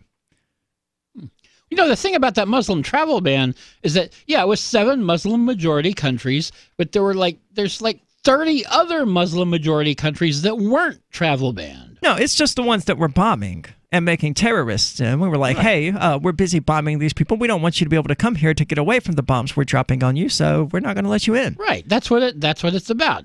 With praise from Duke and the torchbearers in Virginia, tiki torchbearers, I think it's important to point out, the president has a serious problem that calls for him to do something more than deny that white nationalism is a growing problem. A true leader would not only disavow the extremists, he would embrace all whom they target and rally the world against them. The highest office in the land, the most powerful position in the world, requires nothing less. And again, I'm just kind of happy that, CNN, this ultra-statist organization, has at least one writer who's beginning to see that, hey, this whole illusion of the state that we've woven around it, it's a myth. It's not actually the highest office in the land. It might, in fact, be the lowest. The first will be last. In the context of Trump's own record, the pushback from Mulvaney and Conway is therefore not persuasive. Well, I'm also not persuaded by your article suggesting that something is wrong with Trump that hasn't always been wrong with him. He's an internet troll. It's what he does. I don't know why he chose the weekend to bitch about John McCain, but I don't know why Trump does any of the things he does. This has been the Call to Freedom, but don't go anywhere because Free Talk Live is coming up next. This is Michael Dean from the Freedom Fiends. I've run websites since 1996 and have used over a dozen web hosts in that time. AgristHosting.com is the only one that hasn't broken my heart. Agrist Hosting